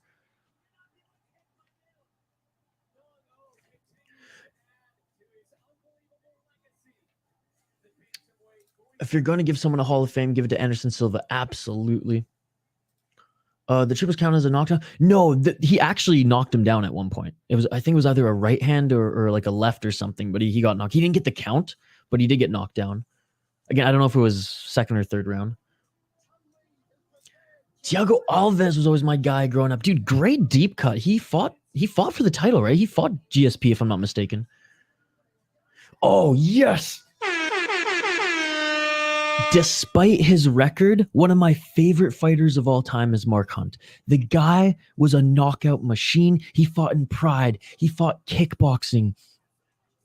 And yeah, when he got taken to the ground, it was over. But Mark Hunt, oh my God. Savage fighter. Love everything about that guy. Gravedigger Jones, Hook Foul on your Twitter in the chat here, and he could send you a way to find this. I like Izzy. He won me over with how he took a loss like a man. Absolutely. Absolutely. He went on the Andrew Schultz show literally the next day. I listened to that podcast. No, Adesanya is a classy champion, or was a classy champion, but he's a classy fighter for sure. I get that like his shtick's not for everyone, and I'm not like a super fan of him, but I respect him. I respect him. Look at that, Mr. Bigwig. We're back to being best friends again. I love it. That's what's so awesome about this sport. That's what's awesome about being a sports fan.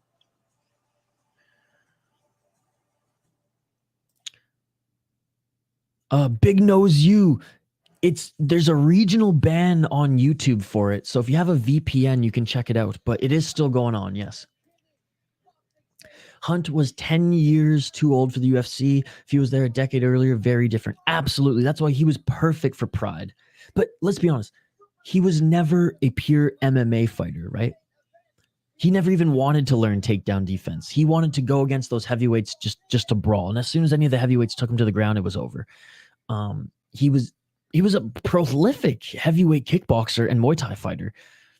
Those are some of the best fights that he's been in. Were in was he in Glory? Let me bring him up here, Mark Hunt.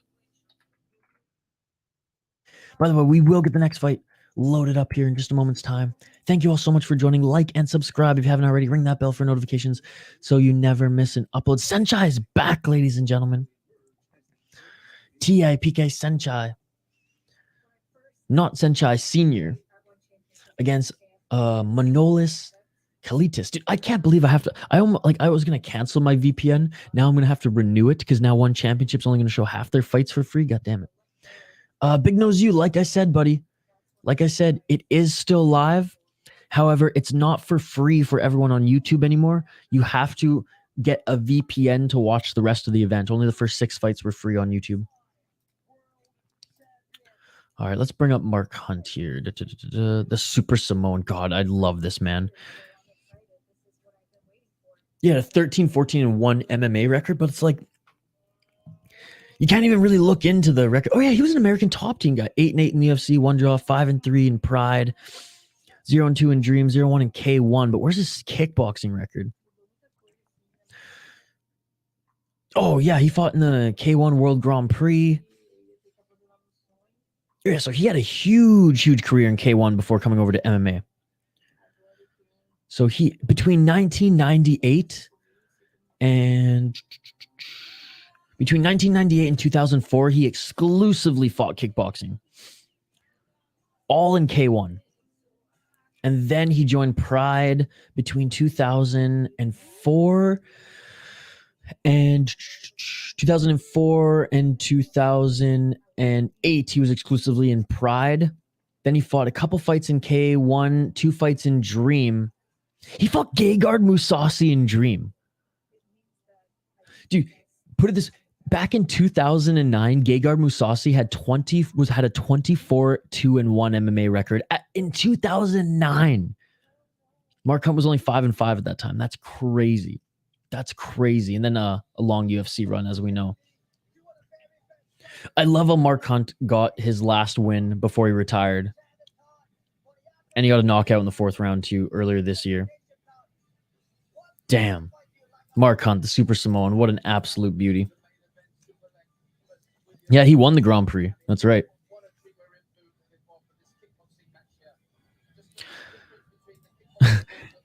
I was busy looking at Mark Hunt's beautiful Samoan belly in his in his shirtless picture, so I missed her.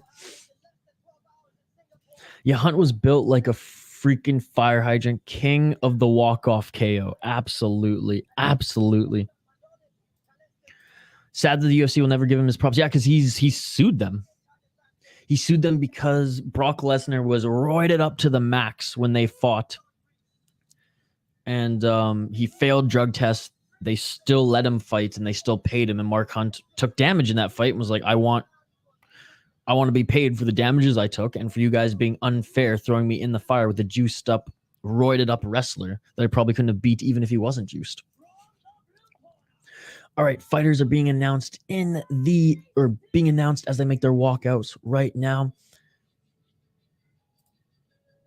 Again, shout out to everyone joining us live here on the City Light Project YouTube channel. You all are amazing. I appreciate you all.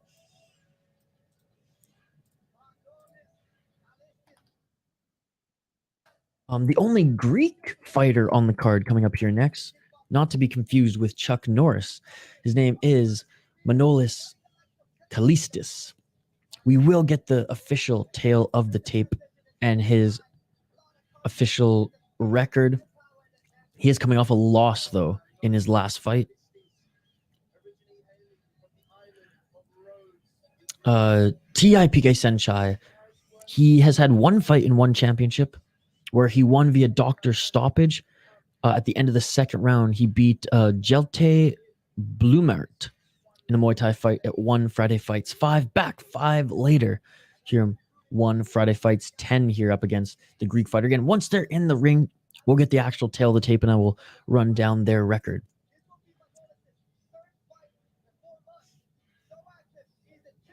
Bisping lost an eye and didn't sue.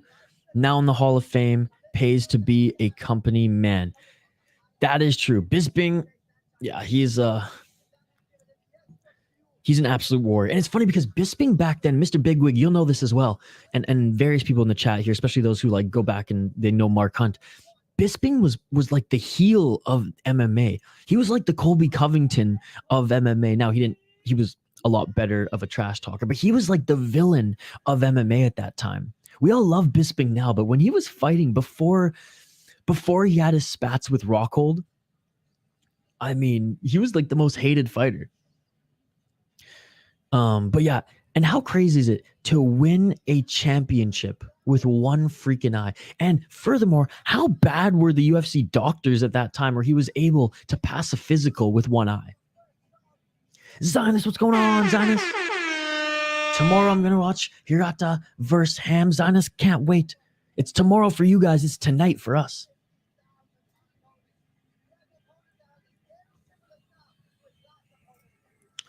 Hey, bro, fights have been great. How are you doing? Fights have been great. I am good, buddy. I'm good. How are you? Thank you for watching the boxing matches with us last night. Again, a special shout out to Mr. Big Wig. Thank you for the donation that you sent last night, brother. Honestly, I really appreciate it. Even though it was $1 in the United States, every dollar helps. You helped me buy a pizza for dinner, so thank you so much. He spat on his opponent's coach. Yes. I mean, he was a fucking heel, man. And you know what? He was a true villain. None of that fake-ass Colby Covington mega bullshit, right? Like, Colby Covington puts on a very cringe act. I'd say the best villain in the UFC probably right now, well, back then was Michael Bisping. Right now, I guess most people hate on Colby Covington. It's funny that Chael Sonnen wanted to be the villain, but he was so witty, so funny, that everyone just took his side, even with all the steroid use. And he even says, I was juiced up more than Tropicana.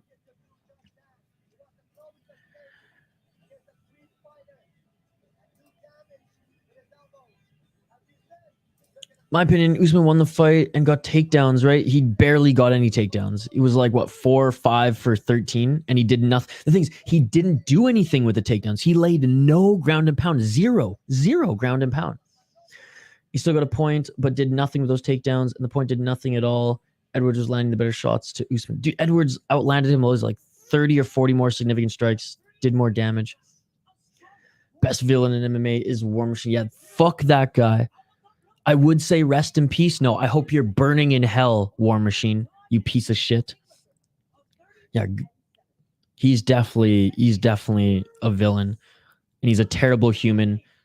And again, most people who have passed, we say rest in peace. No, I hope he burns in hell. I wonder why this card, Fight the Heavyweight MMA match, was canceled. Apparently, the Russian failed a drug test. So Tia, 56-20 in his Muay Thai and kickboxing record. Yeah, he died in prison.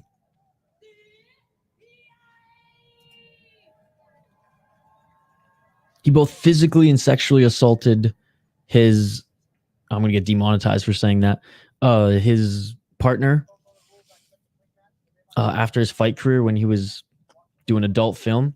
No, he died in jail. I don't know if he ended things himself or if it was by others there. But yeah. Let's get it all. Round 1, ladies and gentlemen. But yeah, Burn in hell, War Machine. All right. Tia in the red shorts, red corner. Kallistis in the blue. Black shirts for Kallistis, representing Greece here on One Championship Friday fight. Shout out to everyone joining us live here on the channel. Yes, rest in peace, Luri Lepi. How do you pronounce the last name? Lepisu? His last KO lost against Kadastem. Man, what a guy. Yes, rest in peace. He was in a car accident, died way too young. Way too young. Rising star in the promotion. So talented. Again, yes. Rest in peace, Luri. That was terrible, terrible news. Axe kick by Kallistis. Thank you for bringing that up, Zinus, as we pay respect to him. 1 minute and 55 seconds. Yeah, the MMA and fight world has taken a hit in the last 12 months, folks.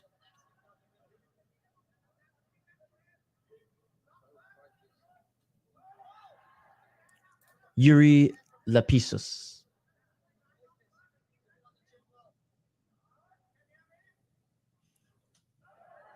Habib, he is 100% not with us anymore. Oh, a nice right hand by Ti. Yeah, Habib, he died. Oh, a nice knee by Ti. Did Lawrence Phillip fight yet? Lawrence Phillip is not on this card, buddy. Oh, sorry, he is on this card. My apologies. That fight got canceled. Did he actually? What the hell? Oh, I'm wrong then. I thought he died in prison. I'm thinking of somebody else. Maybe I'm getting mixed up with was that Joe Sung? 30 seconds left in this first round. Okay, well, screw him. He doesn't deserve to appeal or anything like that.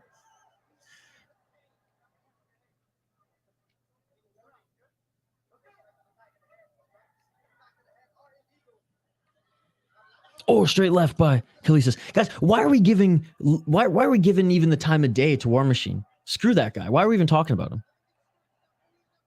We're distracting ourselves from this beautiful fight going on, talking about that piece of shit. Yeah, people on Twitter, stupid, man.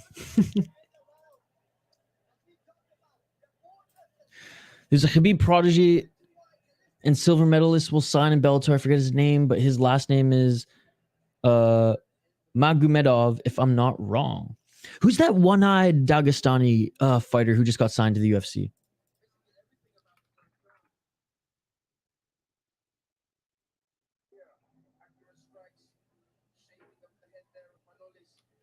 Damn, why did I think this guy was dead? Anyways, my apologies, folks. I was wrong there. See, this is why I'm not a MMA journalist. Life sentence. Okay, got you. For some reason, totally thought he was going. Maybe I was thinking of Joe Sung. I don't know. Because they both went to prison for similar acts.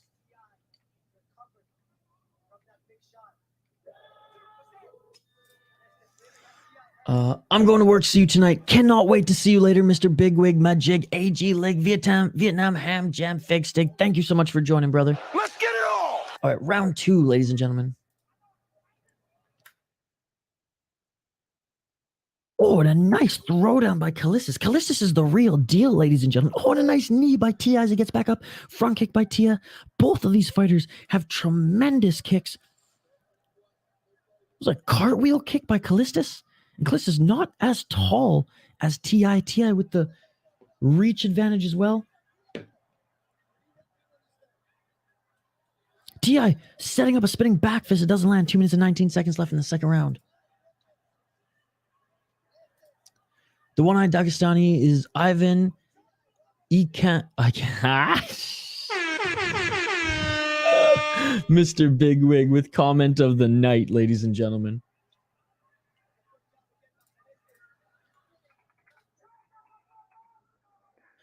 Yes. Shara Bullet. That's the one. Thank you so much, Khabib. The one-eyed Dagestani fighter is Ivan. I can't see a lot. I actually tried to pronounce that for a sec. That was great. Mr. Bigwig, have a great day, buddy. Bantamweight champion Andrade is called Stephen Lohman of Team Lakai. Can't wait for that. That's going to be a great fight. 1 minute 30 seconds left in this fight, though. Second round here. And what a competitive fight. Both of them back and forth. T.I. just landed a left hand on Kallistis. Kallistis was just rocked. Spinning elbow by Kallistis, but he was just rocked. 1 minute and 23 seconds left on the clock. Hockey from home, how are you? Welcome to the stream. I hope your test went well. Do you feel good about it?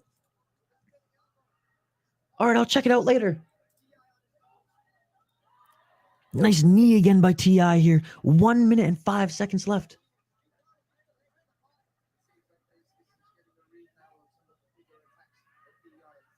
Fat one, the guy that Zionist is talking about?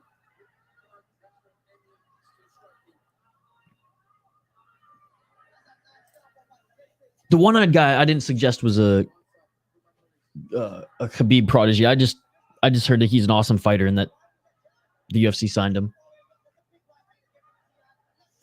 I don't know. I had 50 minutes left to use the time. Hey, well, if you're done before the 50-minute mark, or if you have 50 minutes left, then I'm sure you did great. AKA Shabutin Magomedov. No, that's awesome. Glad you feel good about it. 10 seconds left in the second round. Is it true Akhmed versus Costa yet? No, nothing confirmed. I think it would be a good fight. Akhmed wants to fight. I mean, he's had a big layoff. And that is it for the second round. What a beautiful second round, ladies and gentlemen. Beautiful second round. No, Hamza Chimaev was on Ariel Helwani's show. Was it Wednesday? And he said that Colby Covington ducked him. That many times he agreed to fight Colby Covington. He's either going to move up to middleweight and fight Costa or Whitaker, and then the winner of Whitaker and Khamzat will fight for the title. But Khamzat Chimaev, he's like, I want to fight at least one more time at welterweight. I want to beat up Colby Covington, and then maybe move up to middleweight. But who knows what the UFC will let him do.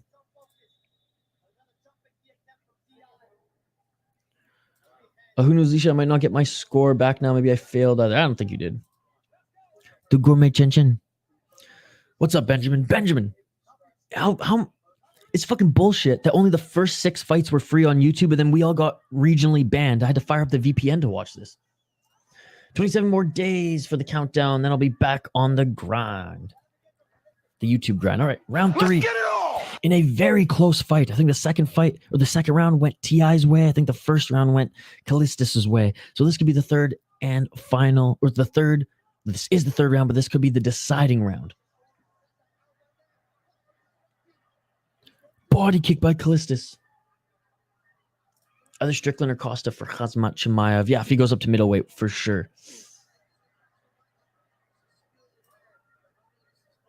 I thought you said you didn't fail. I'm confused. They clinch, and T.I. gets the best of Kallistis as he takes him to the ground. 2 minutes left in this third and final round. Back up to their feet. Walk in, left elbow by T.I. T.I. teeing up. No pun intended. The elbows here. They're in the clinch. And Kallistis landed a left elbow as well. I mean, Kallistis, he employed an axe kick earlier. Both of these guys, tremendous kickboxers here. Nice front push kick by T.I. Cartwheel kick. I think that's what you call it. I don't know what the fuck you call cartwheel / axe kick by Kallistis.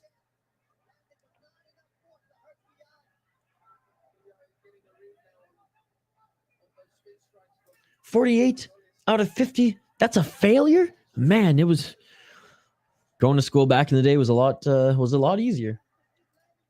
Tomorrow, I live at Prime, but I'm not worried. I use VPN to watch it for free. Attaboy, Zinus. 1 minute and 16 seconds left in this third and final round.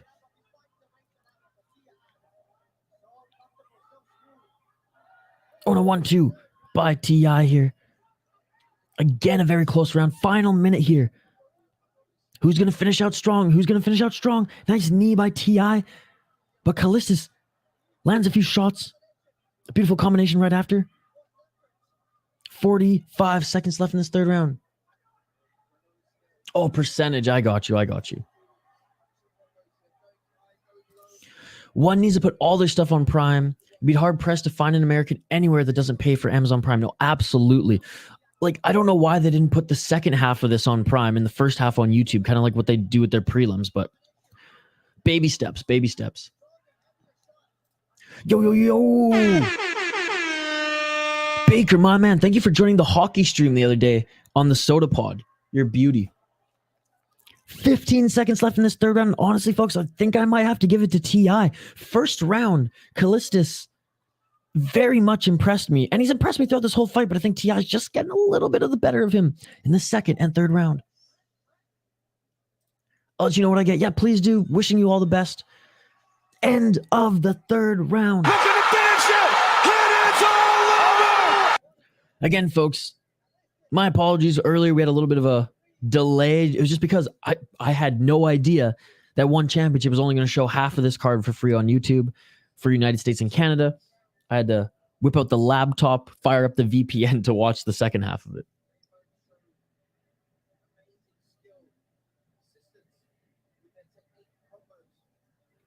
Gravedigger Jones. So how's it going, Foul? Gravedigger Jones, are you still waiting for a link? Foul one and yeah, hockey from home, Leafs fans. Oh, by the way, Matty Nyes lives another day, baby, on the Gophers Nation.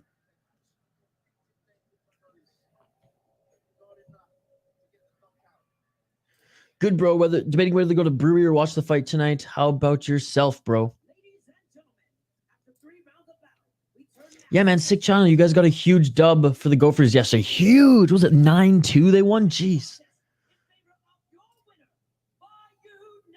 How big is the screen in front of you? Bigger than my iPad. It actually... Oh, and Saenchai wins this one. As he should. I think he won that second and third round. Great display of respect. Both of them bow to each other. And look, one championship. They're not going to get rid of this Greek fighter. He is something special. It's actually not as big of a laptop as you think. It's the smallest model of a MacBook. It just looks big. Saenchai doing push-ups. It just looks big because I have... my HD new webcam that's like pretty damn close. So I would say it's about a 15-incher, I think. You just broke my eardrums, Isha. I'm in the cafe with earbuds, but you still so loud. With the look at me now comment. Oh, my apologies.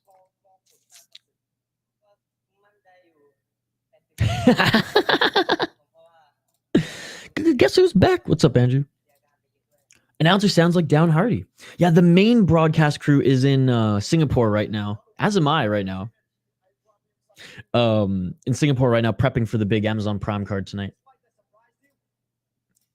We're good, Andrew. Of course we're good. We were never not good. Andrew, you started beef.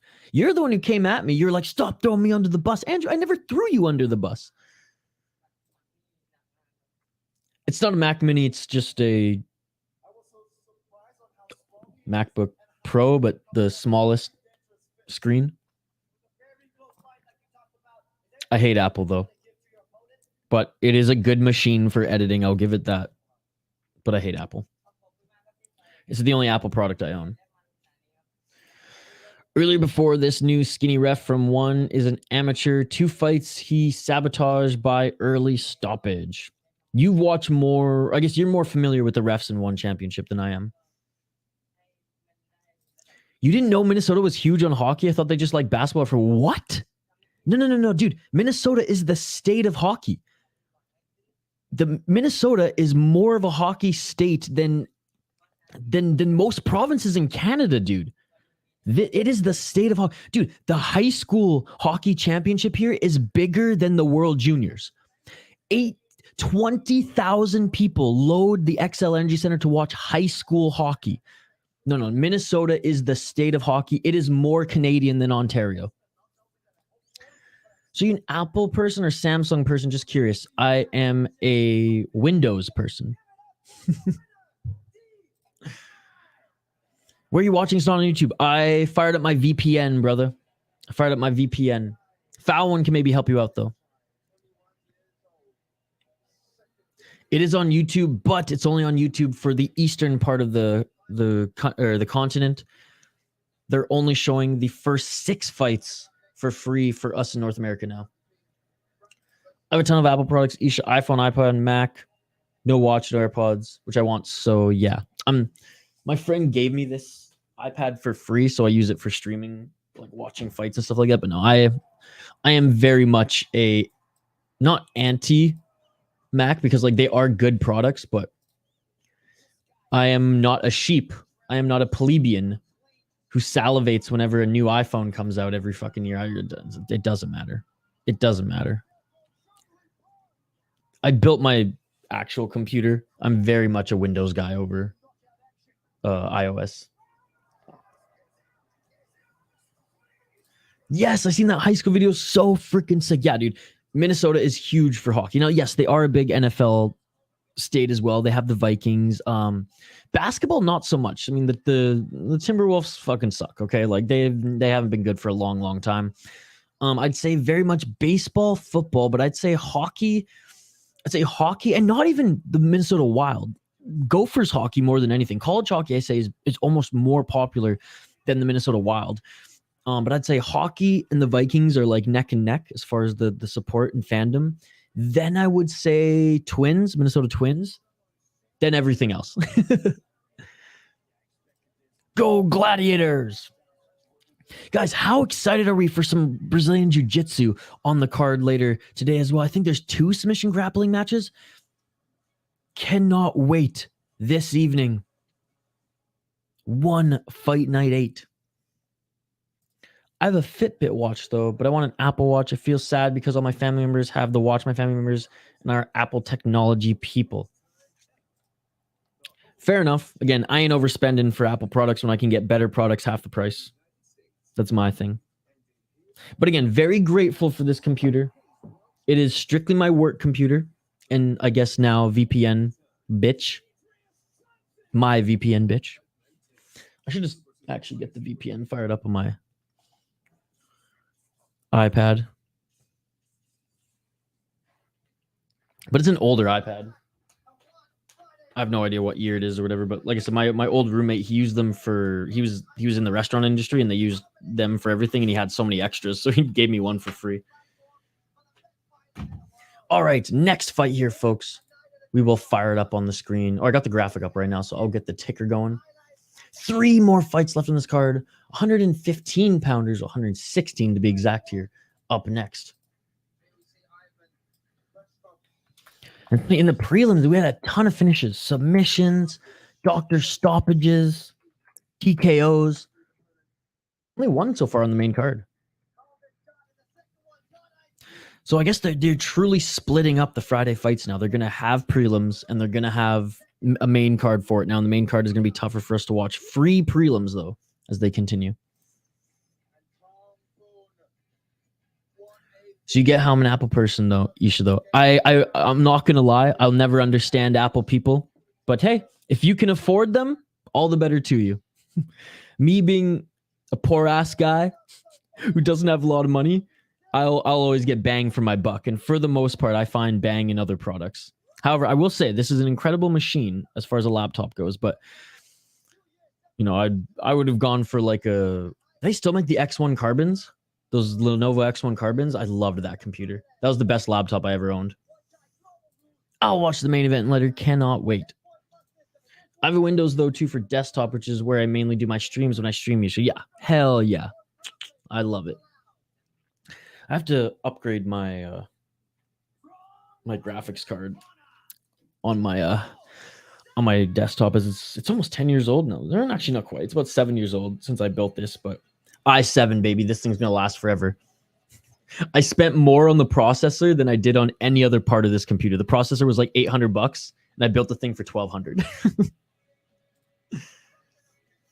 I get OSAP from school too, so that pays my tuition for school. That's awesome. That's awesome. No, again, like I don't judge anyone. All the better to you if you guys are Apple people. It's just like I'm not going to overspend for products that do essentially the same as stuff that are cheaper.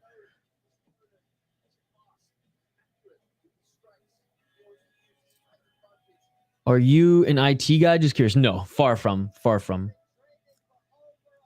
I bought my OnePlus phone over 3 years ago and it's going strong still. So I'll still make my $700 phone work until it dies. Dude, the longest phone that I had was I had the Samsung Galaxy S8 Plus when it first came out. And that at the time, I think I got it in like 2015, 2016.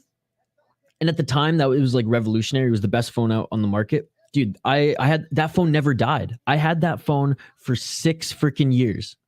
Is that right? No, 5 freaking years. From 2015 to 2020 before I just naturally upgraded because it was getting slower, but it never died. And I upgraded. I downgraded essentially. I got just like another Samsung, which is still going strong. I just had to get a new phone when I moved to the States because it just didn't work to put a new SIM card in my old Canadian one.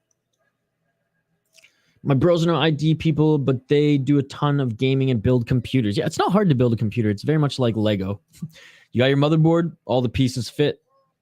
I know enough about computers that I could help people with some basic IT things, but like, no. I could never get a job for it. But I just love Windows. I grew up with Windows 98 XP. Skipped Vista because, oof. I'll never be switching to Android, Isha. I've been using Apple my life since I got my phone. So if you ever convince me, I'll never be switching. Okay. My first, no, I didn't even have my you're so young. My phone, like there weren't smartphones when everyone was getting a phone when I was younger. My first phone was like a flip phone. T9 texting, baby. Let's go. I love Android than Apple 1000%. Yeah, I'll never get an iPhone ever. Ever. Can't do it. Won't do it. Their cameras are sick though. I'll give it that. I love Apple more than Android. So yeah, like I said, fair enough. I definitely like Apple computers more than their phones. But I had an iPhone when I was, I think 17 or no, 8, no. When I was 17, when I was 20, I got an iPhone 2. And it never died. The first white one that ever came out. It was pretty cool. Here we go. Benjamin's going to make some comments again.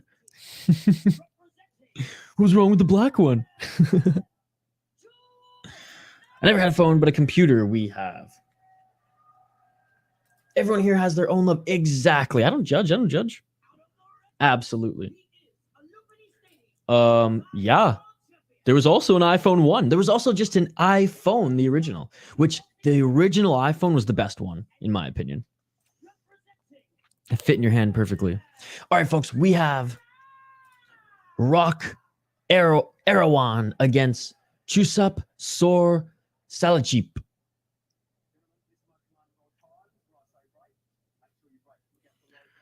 Won championships on their shit today, foul one. VPN, guys. I don't even use Nord. I use ExpressVPN. They didn't even pay me to say that. Shit, maybe now I can get a sponsor. Maybe now I have an excuse to sponsor. If you folks want to watch the second half of one championship, use ExpressVPN. Use code CityLife to get round 1, ladies and gentlemen. Let's get it on! I'm literally reaching out to ExpressVPN right after this and being like, yo, give me a promo code sponsor. All right, choose up in the blue corner, Rock in the red. Round 1, ladies and gentlemen. 2 minutes and 39 seconds on the clock here if you want to sync your stream.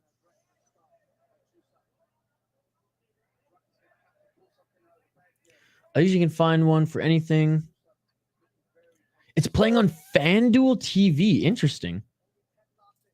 My first iPhone is a 4. Then I got an older upgrade to a 5, 6, and now 11Z. BlackBerry is good, but not anymore. Yes, the old BlackBerry phones. Hell yeah.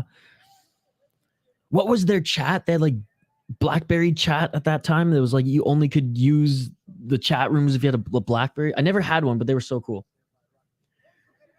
Can you be? I can't pay you, so I cannot be a sponsor. Oh my goodness. And Rak absolutely piecing up Shusap, enough that the official called the fight. TKO, TKO. It is all over. It is all over. Rak just beat the shit out of Shusap. Just flurry of hooks to the face. It is all over. He didn't drop him, but the ref stepped in to save him. Oh my goodness. Maybe someday, Hockey from Home, if we blow up, if we even get north of 50,000 subscribers someday, then maybe I'll have enough money to sponsor you. Android updated on my phone a few weeks ago, and I freaking hate it. I think I got the update too. I always hate updates because I hate change, but so far it hasn't really affected my life much. I don't like the new text icon for some reason. Diego, again, I'm watching on YouTube, but I'm using ExpressVPN. Use promo code. I'm just kidding. They don't have a promo code yet. I'm watching on YouTube. I'm just using a VPN. So I'm technically in Singapore right now, folks, if you haven't noticed the different layout. Insane. Yeah, Diego, how are you feeling today, buddy? Hope you're recovering well. Excuse me, I probably won't have a sponsor for my channel, but yeah, sure, you'll be paying for my membership when I have one. Absolutely. Rak wins this one. TKO. And already swelling on the face of his opponent there, and he just took 40 seconds of shots. I mean, Rak, no damage. And this kid's got swagger, ladies and gentlemen. Shoot, he might get a bonus for this one. Taco Bell's getting rid of the quesarito. Good riddance. Realistically, I only like Taco Bell breakfast. Breakfast crunch wrap. iPhone updates is mainly bug fixes. Another reason why Android's superior, because they have less bugs. They don't need all those updates for bugs. Zionist, I don't know if you can share I don't know if you can share links in the YouTube chat. You might have to like do a space between the .com or something. And you'll be renewing it every month for membership? Well, I don't know. Have you renewed your membership? I probably will. But I mean, you didn't renew your membership. Taco Bell is good. Now, for me, Taco Bell breakfast is where it's at. No, Hockey from I'll definitely renew my membership. I'm just teasing you. But for me, I'm Canadian. Taco Time is the only thing we had in Canada. I think they have Taco Time in the States too, but I hear it's better in Canada. But Taco Bell breakfast is where it's at. You guys have breakfast Taco Bell? We don't have it here. We only have it for Wendy's and McDonald's. Yeah, Taco Bell in Canada is not the same as what it is in the States. Taco Bell in Canada is pretty much non-existent.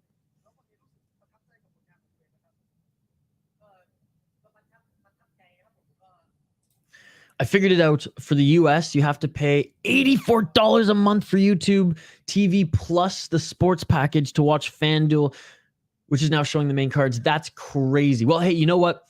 Props to One Championship for striking a deal now with YouTube. And I mean, it's about time. They've been showing all of them for free for so long now. VPN, baby. Rak is getting the 10 grand bonus.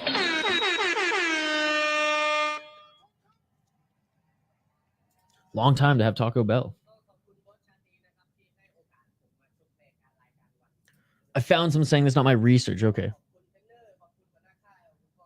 Apparently, there are places where Dairy Queen doesn't have breakfast too, on top of there being places where Dairy Queen doesn't have lunch and dinner. Dude, Dairy Queen doesn't have breakfast in Canada.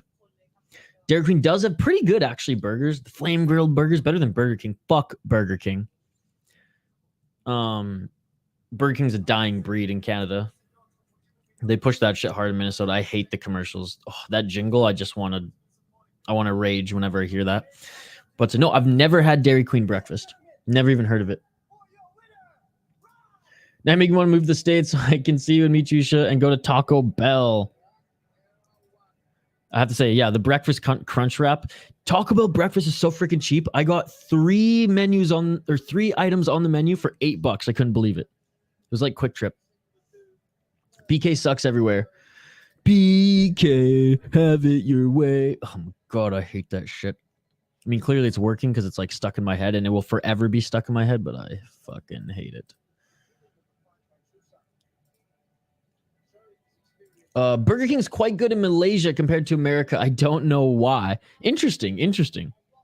Yeah, I mean, no one cares. Oh, isn't it owned by a Malaysian company? I think it might be. The company that owns Burger King, they bought Tim Hortons recently, and I'm pretty sure it's a Malaysian company. And then in Canada and the United States, well, barely in the United States, Tim Hortons has kind of gone to shit. It used to be awesome. BQ has breakfast in Ottawa. Hot eats, cool treats, baby. They don't have breakfast out west in Dairy Queen. Nice. Yep, I'm half American. All my mom's side of the family's in the United States, and a bunch of my dad's family's also here. When they immigrated from Iran, a lot of them went to the United States. Only a handful went to Canada. I had chili dogs. It's cool. You rule, Andrew. That BK jingle's the guy from The Office, right? I think it is, actually. You're right. It is. You're right. Yep. Daryl, if I'm not mistaken. We don't have Tim Hortons here. There's only a handful of them in the United States. They tried to push it in Minnesota, and just because of Dunkin' Donuts, and they have a Caribou Coffee, which is a local Midwest, or I guess just Minnesota coffee chain, it just didn't last. But again, that is the biggest like chain in Canada. That because Tim Hortons are putting a lot of them in gas stations, kind of like what they do with Subway. So they're just everywhere. But the product, when I was a kid, you could get like a really good, like for quote unquote fast food, you could get a really, really good, like almost restaurant feel soup and sandwich with your coffee. And then their donuts were like fresher. Now everything is just, it's just 100% fast food garbage. And their coffee's watered down. Like the doner sauce. Water down the doner sauce. Anyone seen Goon? Fuck it. Doner's on the house, ladies and gentlemen. Yeah. No, doner sauce on the house. Doner sauce. Don't get crazy. Hey, water down the doner sauce. I thought they're owned by Brazilians like teams. Oh, it is Brazilian. Okay. I got it mixed up. My apologies. It was either Malaysia or Brazil. Fallon with the fact checks. I love it. Thank you. Big nose, you don't. Just get a VPN. Guys, get a VPN. They're free. Half of them are free. Get a VPN. Set it to Singapore. Fire up YouTube. You're good to go, baby. You make me want to go to the US now, Isha, because everything you're saying about us. Look, I love Canada. The food in the States, though. People here know how to eat. That's the end of Burger King. I mean, the Midwest is not the best for pizza, but I've had some good pizza. Bricksworth is a brewery out here that are famous for their Chicago-style pizza. There's a little hole-in-the-wall deep dish pizza place just down the road from me, which is really good. Hello Pizza is a good pizza joint, very much like a hipster crowd in Edina, but it's damn good. And then, there's another one that I haven't gone to yet that I hear is really good. But no, the Chicago style and the deep dish out here is really good. But everything else is, honestly, I'd rather eat 7th Avenue frozen pizza than most of the pizzas out here. Try Jollibee fast food. You'll love it. I've never heard of that before. I had Cracker Barrel yesterday. Can't be beat. Isn't that the cheese company? Cracker Barrel? Chili and a roll used to slap at Tim Hortons. Yes. I just remember as a kid, like begging my parents to take me to Tim Hortons after, going to watch a hockey game or soccer practice, or just because it was a snow day and there's a Tim Hortons a couple blocks from our house. This is so Canadian. Trek there in the snow, have a soup, have a coffee or hot chocolate at the time. If I was lucky, I got a little bit of a donut. I had my first ever ice cap in the winter at that Tim Hortons. Chocolate ice cap. Oh my God. I need to try Dunkin', but here we have Tim's and Starbucks, so I'm fine with the donuts. You make me want to get donuts. Yeah, Dunkin' is actually, they have good breakfast food. I like their sourdough breakfast sandwich. Dunkin', it sucks. Don't waste your time. Like I said, the sourdough breakfast sandwich is the only thing I had there, and I like it. Their coffee The coffee's not that great. McDonald's breakfast in Canada, though, slaps. McDonald's breakfast in the States is not even close. McDonald's breakfast in Canada is hands down the best fast food breakfast there is. It's so fresh because I think they like passed some law in Canada. Like the eggs have to be like freshly cracked eggs. They can't use egg like powder or anything like that. So McDonald's breakfast is actually damn good. Big Nose U, whatever free one you can find. I pay for ExpressVPN. NordVPN is also a good one, but I know that there's a ton of just free ones, or you can even just start a free trial. So I would just look up what's the cheapest option because they all kind of do the same thing. Little Caesars. Jacazzi's? Little Caesars, that's the pizza joint. We have Terrible Pizza here, which is Pizza and Little Dealers and Pizza Nova and Pizza. Dude, Pizza though, back in the day, if they were 30 or if they were even a minute later than 30 minutes delivery time, they had to give it to you for free. And me and the boys exploited that. The amount of free pizza I got from Pizza was crazy.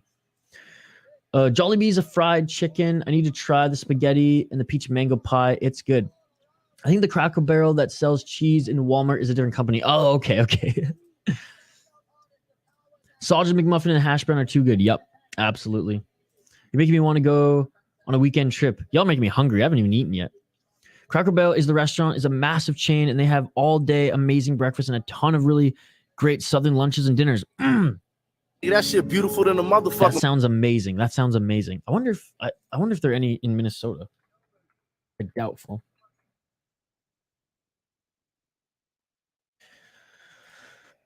There is a Cracker Barrel. There is a Cracker Barrel here in, where is it?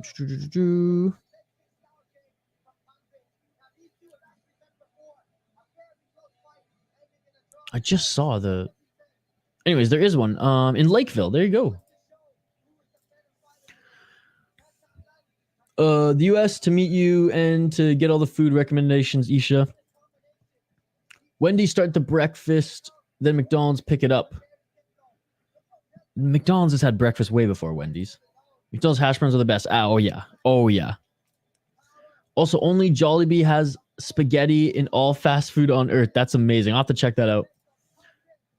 Some good pizza places, just the change suck. Domino's still does 40 minutes or it's free though here. Oh, that's sweet. Domino's is absolute ass out in Western Canada. I'd rather eat the box than the pizza. I have at times. That's how bad the pizza was. I ate the box with the greasy box over the pizza because I was like, this pizza is absolute trash. I may have been a little uplifted off the fungi as well, but I'm just going to blame the pizza being bad. Pizza Hut, we have not anymore. Again, guys, whatever one's free, I'm using ExpressVPN, but I paid for that. It's a cheap subscription. NordVPN is good as well, but if you can find a free option, go for those. If not, ExpressVPN is my favorite one.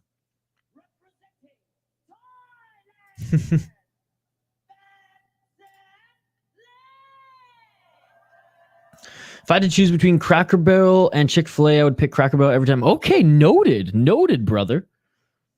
Chuck E. Cheese Pizza's cardboard, which is basically a Dave & Buster's. All right. Round one, ladies and gentlemen. Oh, I haven't even changed the graphic on the screen here. My apologies. We've been talking food. For those who have been into the fights, we're going to switch the focus from food to fights now, folks. We'll get back on the food talk after this, okay? Round one. Let's get it on. Let's get it on. Oh my God, what a name. What a name for this guy. Panreet in the blue corner. Petklangna in the red. Both of these fighters from Thailand. And Petklangna with some nice combos to the face answered by Panreet to the body.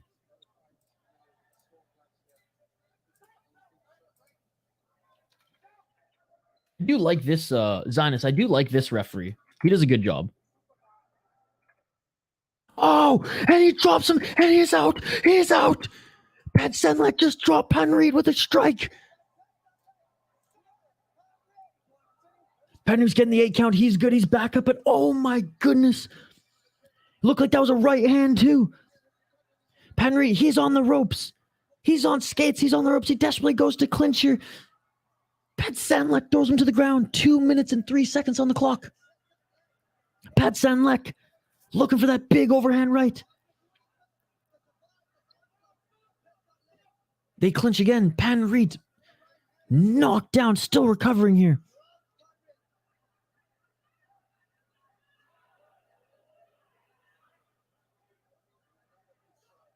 One minute and 39 seconds left in this first round. I'll get back to your comments here in a sec, guys.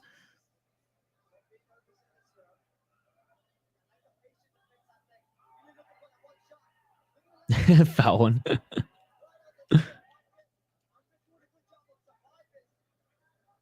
I haven't been to Dave & Buster's. I've gone to Buffalo Wild Wings, which is Dave & Buster's minus the arcade games. 1 minute and 14 seconds. That's where I watch MMA with the boys if we're going to go out. Get some wings at Buffalo Wild Wings. They always have the UFC fights on. Oh, a nice 1-2 by Panreet. Panreet's recovered well here. Landed a good straight left to the face and right to the body. 55 seconds left in this first round. A nice left hand by Petklangna. Petklangna definitely has the speed advantage in his striking still.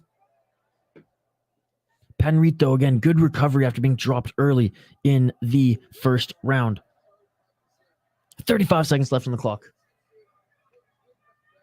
Is there Buffalo Wild Wings in Toronto? There must be. Toronto/Ontario has most of the United States chains, or at least one of them.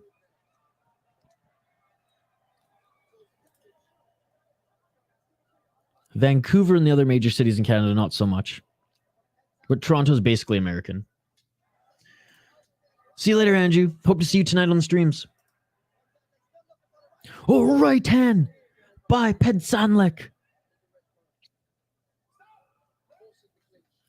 They clinch, separate, but there's only another... Oh, and that's it. End of the first round. They touch gloves. A good display of respect by both these guys. What a way to start this fight. Petklangna with a beautiful, beautiful right hand to drop Panreet. Lukjaomaesaiwaree. No wonder the broadcast is putting Panreet up as his name. After this, it is the main event of the evening, ladies and gentlemen. Thank you all so much for joining us today. Again, my apologies. I had no idea that One Championship was not showing these full fights anymore, and that half of them were going to be regionally banned. Again, here's an excuse to get a VPN. It encrypts your search history and everything like that 100% of the time. And you can be able to watch some of these other funky fight leagues around the world like Ryzen. ExpressVPN is the one. Yeah, that's the one I use. It's affordable. And especially if that's how we're going to be able to watch one now, we got to do it. Oh, nice hockey from home. That's awesome. Can't say I've ever gone there, even as a kid. 2 minutes and 44 seconds. Oh! And Panreet landed a left hand and just dropped Petklangna. This is an even fight. Panreet just dropped Petklangna. Now Petklangna's back up getting the 8 count. They are back at it. 2 minutes and 26 seconds left in the second round. Each of them got a knockdown. And Panreet now smells blood. Panreet now looking for the finish. Clinches Petklangna up against the cage. Oh, ring, ropes, And now Panreet's the one throwing like a madman. 2 minutes and 5 seconds on the clock here in the second round. Folks, if you're new to the channel, we do live play-by-play commentary, reaction, and interaction. Like and subscribe. Vote in the poll question. And don't forget to see us later when we are back in about 8 hours' time for One Fight Night 8.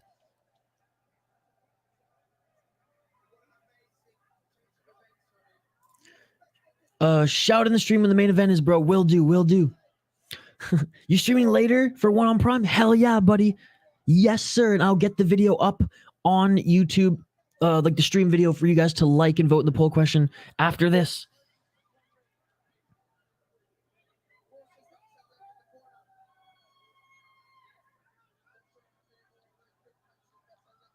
One minute and 15 seconds left in this second round here, folks. What a fight.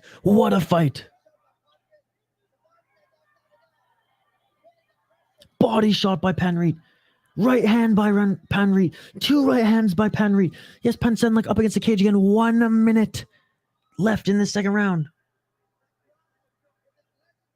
Oh, you should probably go to class, if I'm being perfectly honest. But I appreciate it. Sounds like Eddie Alvarez's wife is in there. Oh my goodness. I shouldn't laugh. 35 seconds left in the second round.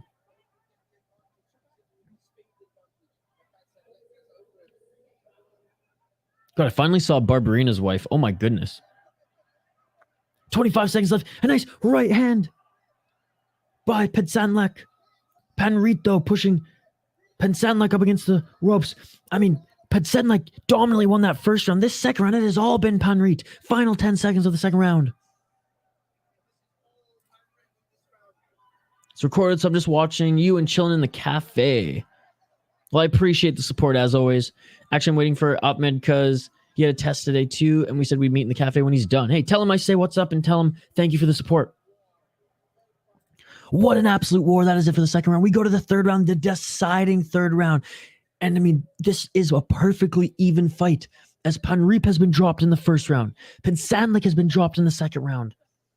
Oh, my goodness, this is a tremendous fight. Co-main event of the evening here, folks.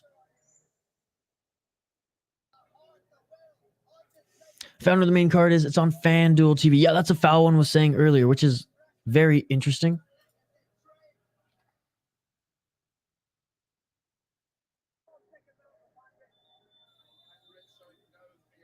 I don't have FanDuel subscription, so I'm going with the VPN.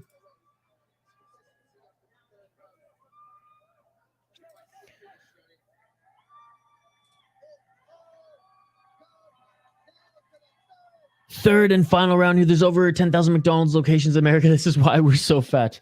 Yeah, and you don't use the Alberta AAA beef in those burgers. Probably a little bit healthier. Just showing my Canadian side. I miss Mike Giabello at 1. It's funny, McDonald's in Canada prides himself on Alberta AAA grade beef, ladies and gentlemen. Which I have to say, Alberta beef, it's the best beef out there. They raise some good cows in Alberta. Fresh, never frozen in Canada, baby. If you have cable, then you're good to go. But if you use FanDuel TV Plus, I'm not sure if it's truly free. Like I said, I got a VPN. I'm good to go. I'm watching from Singapore right now. Everyone in the chat's actually making me come to the US. 2 minutes and 10 seconds left in this third round, folks. Sorry, I forgot to click there. 2 minutes and 5 seconds left on the clock here. They are clinched. This is the deciding round, ladies and gentlemen. This is the deciding round. It looks like Panreet, despite getting dropped early in the first round, is coming out hot here.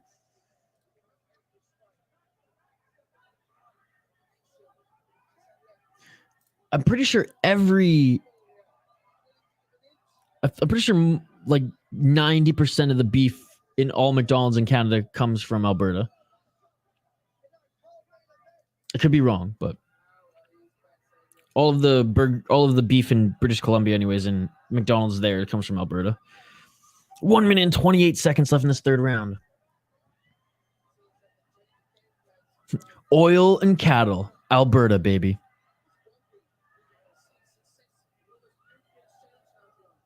But for some reason, Canada doesn't buy our oil from there, but we won't get political.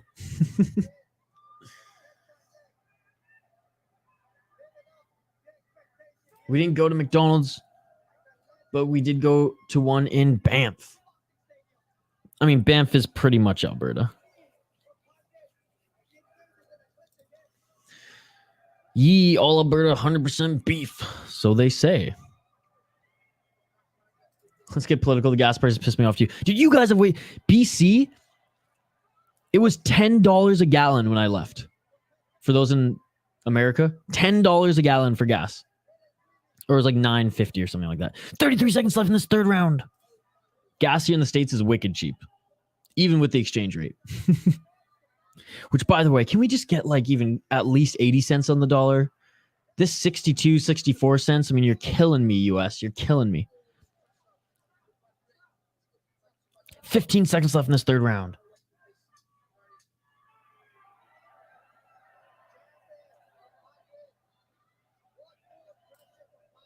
EPO. Chael Sonnen knows. Chael Sonnen knows. And that is the end of the fight, ladies and gentlemen. And honestly, I think Panrit got the better of Petklangna in that third and final round. Petklangna wearing a huge shiner in his right eye. Yeah, true. We shopped a lot in Banff and shopped a lot to even have a Banff shirt. Nice. Banff's awesome. Canmore is my favorite part of the mountain area, though. Yeah, but we are shipping our oil to the States to get processed to ship it back here. It kills me. It's crazy, dude. It's crazy. The amount of jobs that, job opportunities that people are missing out on without any refineries in Canada. It's just crazy. Nationalize that shit like Norway. Amen, brother. Amen. I was actually going to go work on an oil rig when I moved to Alberta, but I didn't have to. I got my oil rig ticket and everything. But I ended up getting work at a high-end cabinet shop doing woodworking and mostly finishing. Why is the Vancouver gas prices so much compared to Toronto? It's just literally $145 or $1.45 in Toronto and $2.30 in Vancouver. Yeah. Yes. It's ridiculous.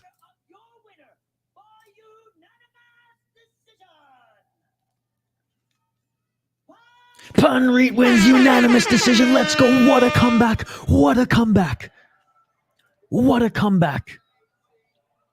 Oh, and he's going crazy. He's yelling on the ground, starfishing on the mat. Oh, my goodness. He's just screaming. Okay, now he bows to his opponent and goes to the opponent's corner. Good display of respect, but oh, my goodness.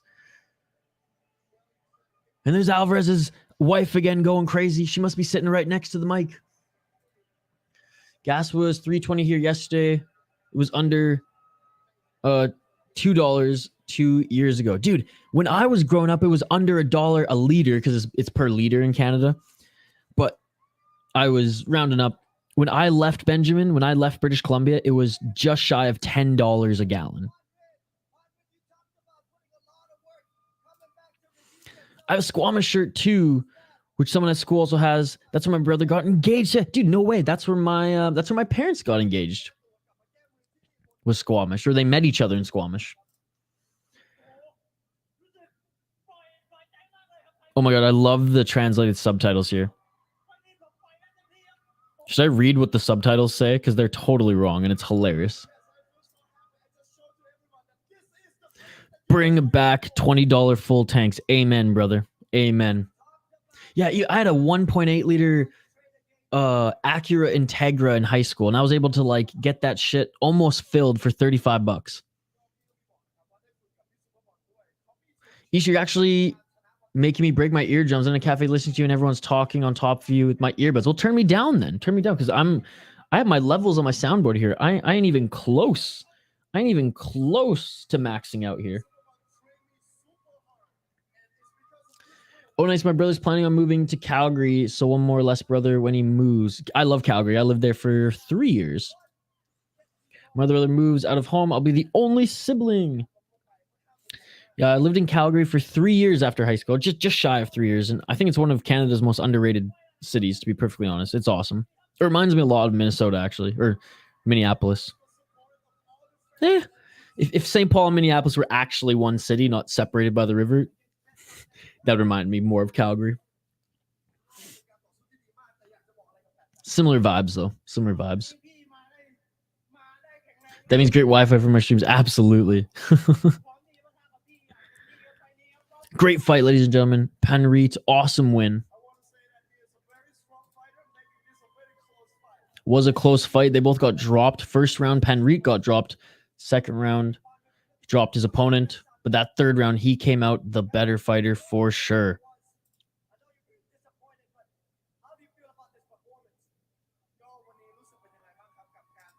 Man, Eddie Alvarez's wife just going crazy in the audience right now. Get a room, Eddie. When was the last time you ate a donut? Fuck, a while ago, dude. Probably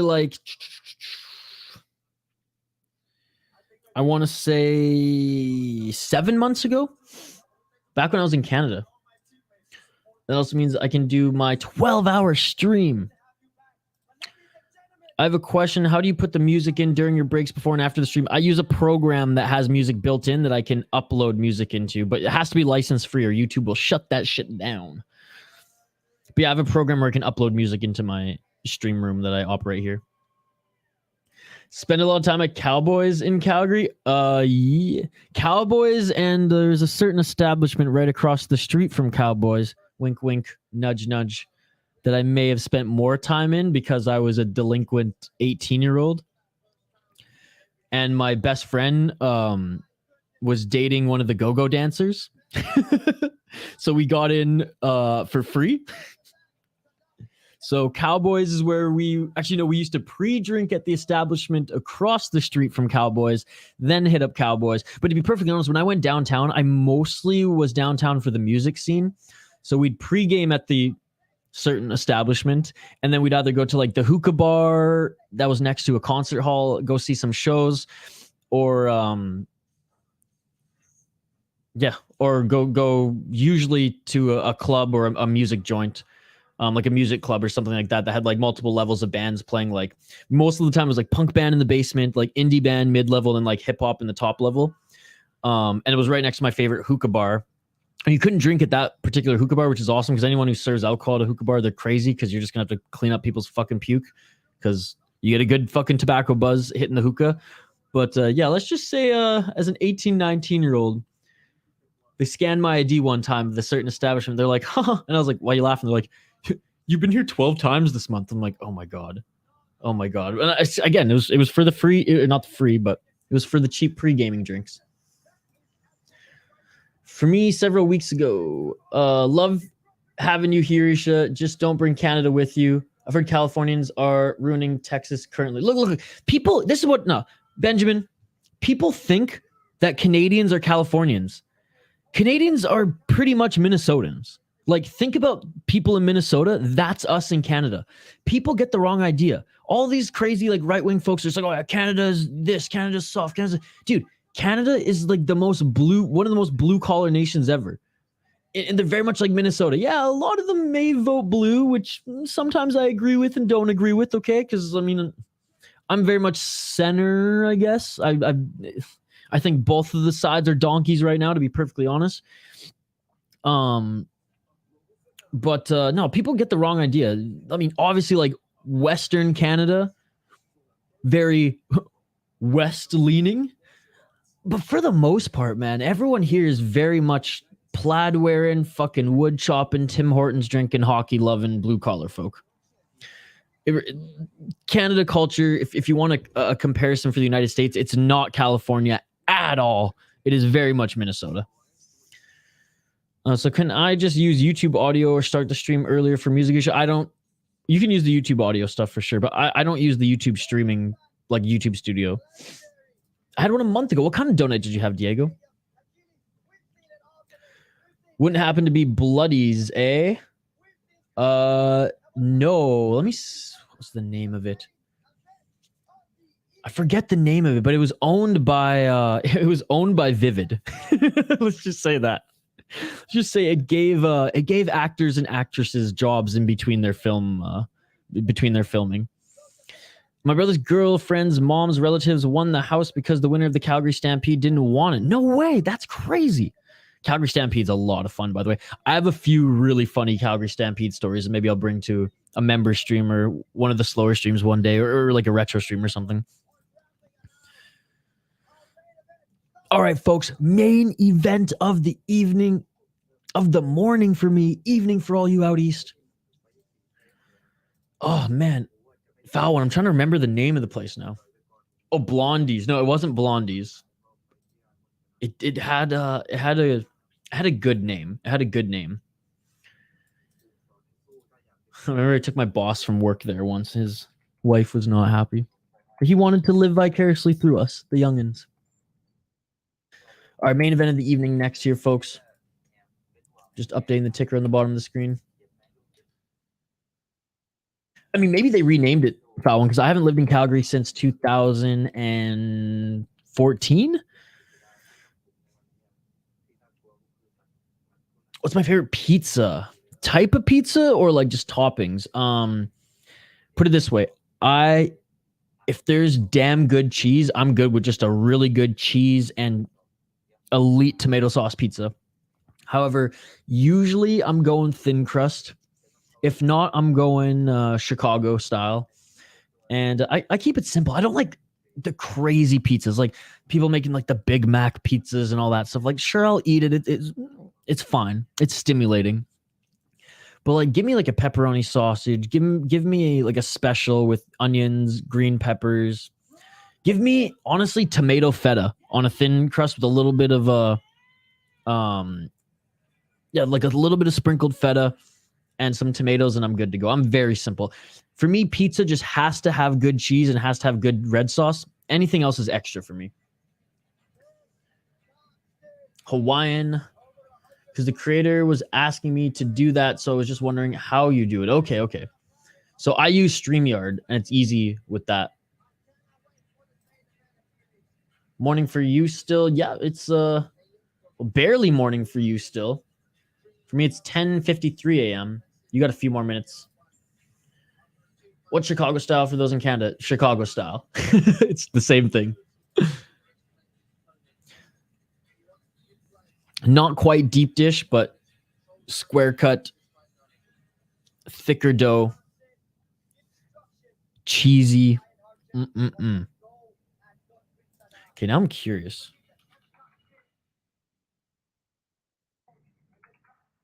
Oh, and I'm doing some research on the fly.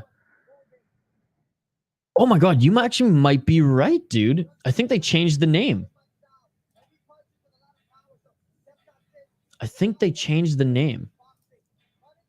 Because I'm pretty sure this is the spot, actually. Dude, 100%. That's hilarious. This is it. Right across from Colin. Yep. That's hilarious. Oh my God. Dude, they literally just changed the name. So yes. Foul one. They changed the name. It was named something else. I'll go for taco today for lunch. School's having tacos. That's awesome. Chicago style is in downtown Toronto, so I can't get it here. That's hilarious, foul one. I wonder what the name was before now. It's bugging me that I can't remember. Oh, walking out with the Hulk mask. I love it. The eyes are lighting up here. That's hilarious. Main event of the evening, folks. 8:54 in the morning for me in my time. Yeah, you're Pacific time, right? Main event, let's go. You watching with your roosters today, buddy? I know we were talking about how you have two roosters as pets, right? My friend Sylvia Stardust used to work there. Big fan of her. Best friend. So sucks for me, but good for you guys. Us and Chicago pizza, and plus I really go downtown Toronto. Well, I mean, it's not easy for me to grab it either. It's downtown Minneapolis.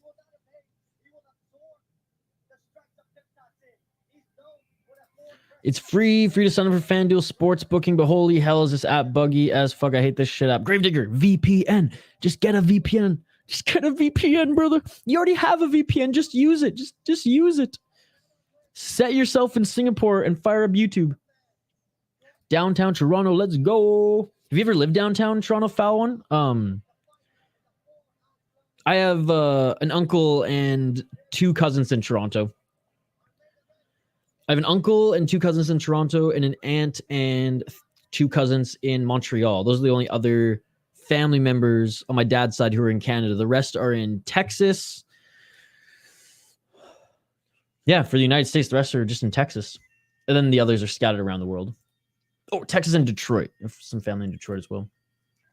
Yes, I watched it with my roosters and I have two bearded dragons. Yes, the bearded dragons. That's the other. Those are so cool. Look at that, Diego. I love that. Never mind, no tacos today. I thought the tacos was starting at 12, but it starts at 1.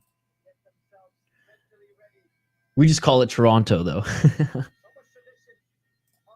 You got in this main event? That is a great question here. That is a great question. Both of them doing the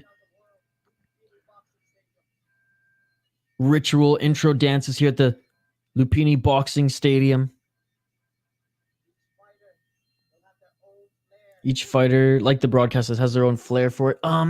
Man, this is a tough one. This is a tough one for me to choose. They're both incredibly talented. Sor Sommai making his one championship debut.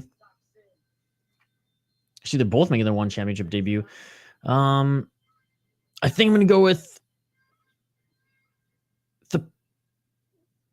Thepthanskin Sor Sornsing. That's what I'm going with. I'm going for Sor Sornsing, locking it in.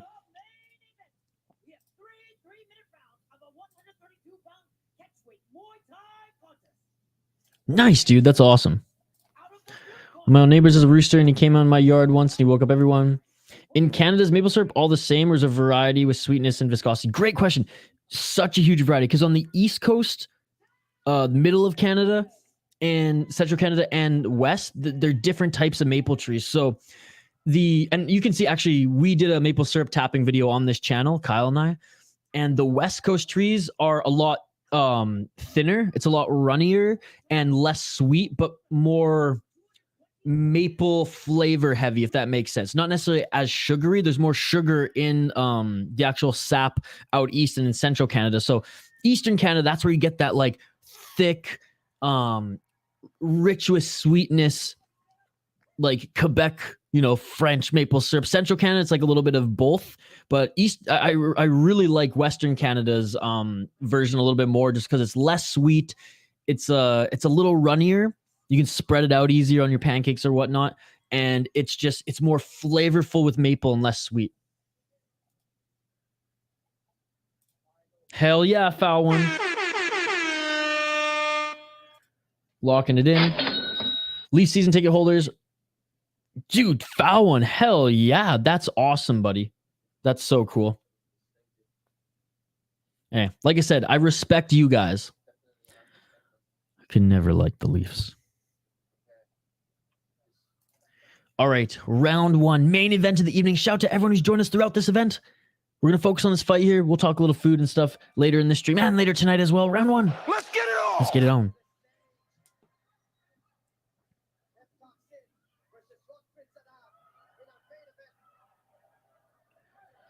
Yorixada against Theptaskin. Hard names here for this one. Yod-IQ in the red corner. Theptaskin in the blue. And both of them landing some hard shots here in the clinch, knees to the body. Yod-IQ very composed. Nice elbow by Theptaskin.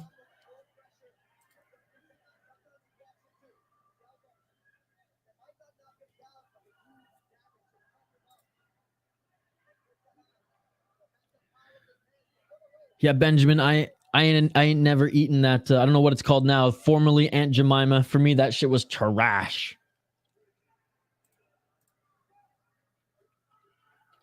One minute, 52 seconds left on the clock here. Nice elbow by Yod-IQ.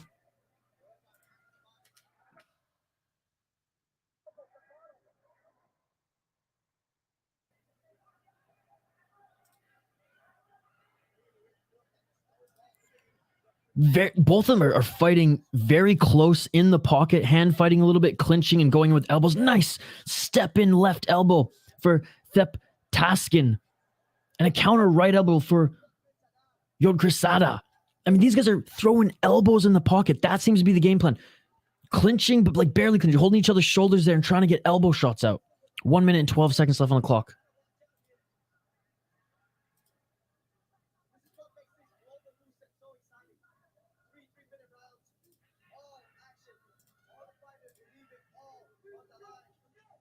Wow. Action-packed indeed.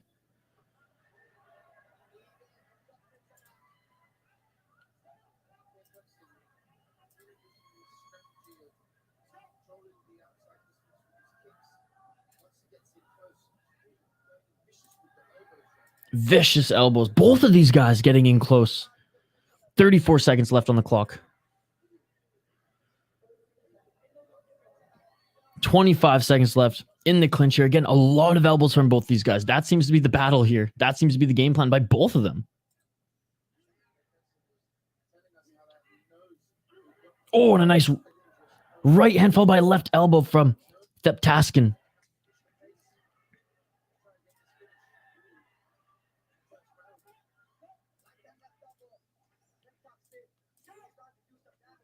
Here, Benjamin, I'm sending the link. That's the end of the first round, folks.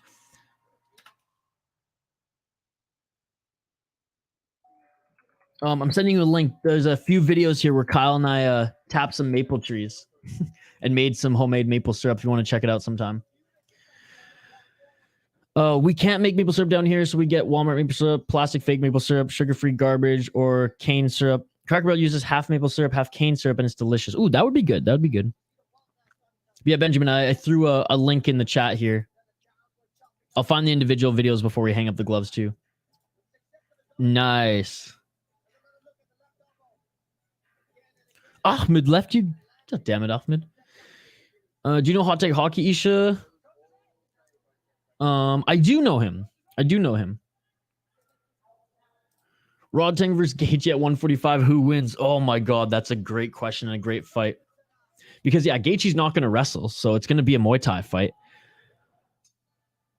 Whoever's leg gives out, I'm going to give it to Rod Tang only because I think he has harder kicks than Gaethje, and he'll probably bust his legs up quicker. So that's an honest assessment. Let's get it all. Round 2, ladies and gentlemen. Oh, Theptaskin just dropped your Grisada. Throwing more punches than elbows now is Theptaskin now in this second round. 2 minutes and 26 seconds left in this second round.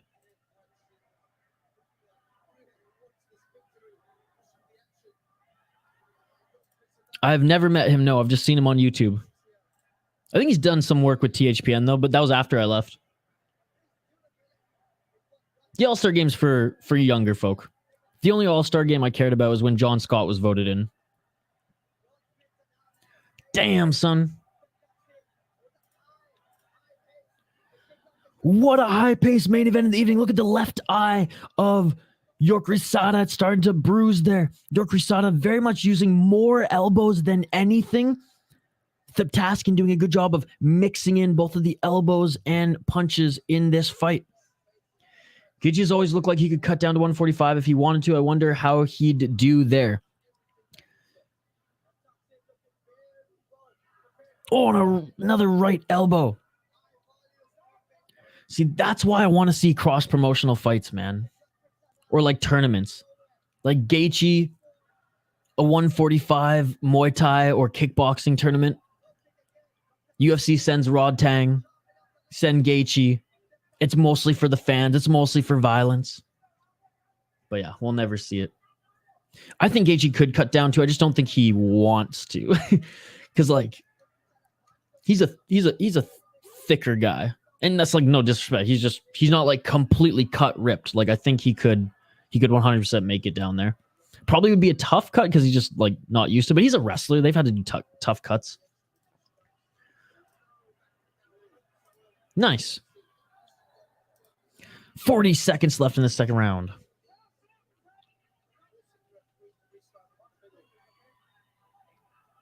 Great fight, folks. Great main event. Right hand by Theptaskin. Step in right elbow attempt by Theptaskin. Doesn't land. 21 seconds left.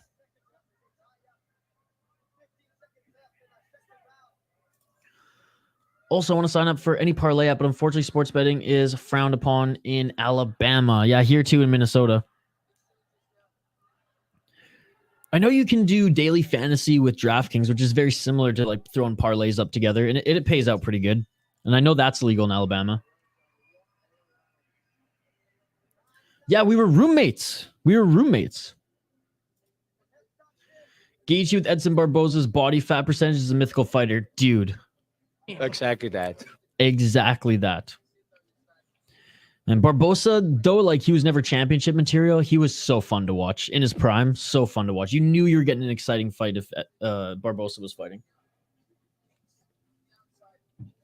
All right, that's the end of the second round, folks. What an exciting fight this has been. It's not quite Gaethje and Fiziev level yet, but it's damn good. You know what's crazy? And Benjamin, you'll probably agree with this. Fiziev's never in a boring fight. The Rafael Dos Anjos fight, the Brad Riddell fight, awesome fights. But again, I think someone asked me earlier in the stream, what's one of your favorite fights, recent favorite fights? Sumadajari, Matt Schnell. I know it was like a year ago. I think last summer that fight went down. I've never seen a fight so back and forth. That fight was so awesome. Benjamin uses my bookie. My first ever company, our first big sponsor was my bookie. They still owe me $5,000 and I'm coming for it. Is that Dana White say? Ken Shamrock. And I'm coming for it, Ken. My bookie, yeah, they still owe me I guess not me anymore because I'm not with the company, but they owed that company $4 or $5,000. They just never paid us and then went radio silent. But I'm sure they've come a long way. That was in 2017. They paid us half of our deal. I'm coming for it, Ken. 2 minutes and 17 seconds left in this third and final round, ladies and gentlemen.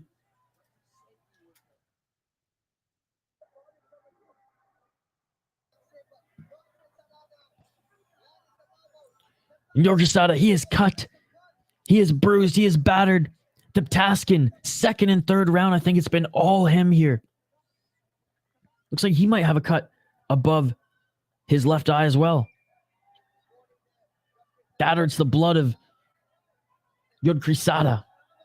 Oh, Yorkisada just landed a shot and knockdown was Taptaskin. Straight left by Taptaskin. They're just each exchanging elbows.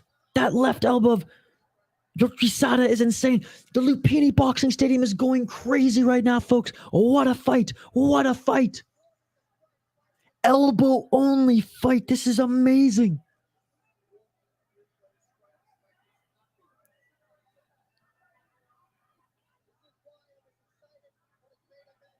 Why? I mean, sure. I don't care, but I sometimes online and I use it. I don't know what else there is to say about it. I suck at it though. No, I'm glad that they've come a long way. Dang, this whole card sounds extremely fun to watch. On a spinning elbow from Tapaskin. Well, at least we'll be able to watch one championship together later, Benjamin. The prelims start at 6 o'clock. Those are free on YouTube. At least they were free on YouTube. Not sure now, but we'll see. We'll see. And then obviously the main card on Amazon Prime. Yeah, we started the company as roommates. And then in our final time together there, we were roommates. Yeah. Yeah, Dylan and I, we've known each other since elementary school. Awesome guy. Awesome guy. Living it up in Vancouver these days.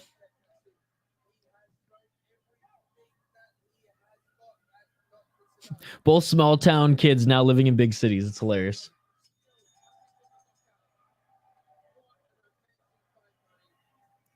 Yeah, elementary school and high school. Not university, though. And that is it, ladies and gentlemen. Back and forth elbow fighting, main event of the evening, and it delivered. I'm not sure. We haven't talked for a little while. I'm pretty sure. He left the island like the same time as I did, or maybe a little bit before. I worked all night from Wednesday morning to Thursday afternoon. Slept 13 hours last night. I might need to sleep early tonight too. Well, take a nap today, buddy. Take a nap today. I hope to see you at least for a bit of the prelims then. And wow, props to you, man. I'm glad you're starting to recover a little bit and get a little bit of your sleep back from that. Power Pickle, thank you so much for joining throughout this entire stream. Power Pickle, you're awesome. I appreciate you. Hope to see you later as well. Okay, official decision coming. I think that Taskin won this one. That was my pick. Let's see if he came through. Okay, unanimous decision.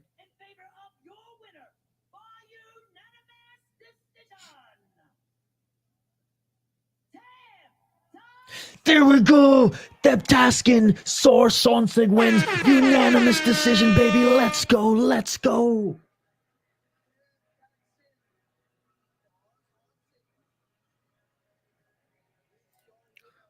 I haven't talked to him since New Year's as well, but I told him on THPN that I would sell him a fan once because he was hot and $1 bubble tea. That's awesome.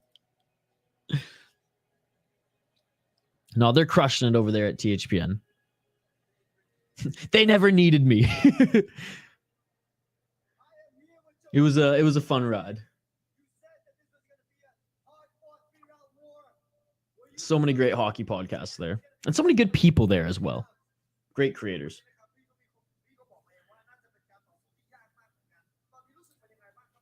I don't know any bubble tea places here, to be perfectly honest. I mean, look, Hockey from Home, we're the Twin Cities. There's two cities next to each other here.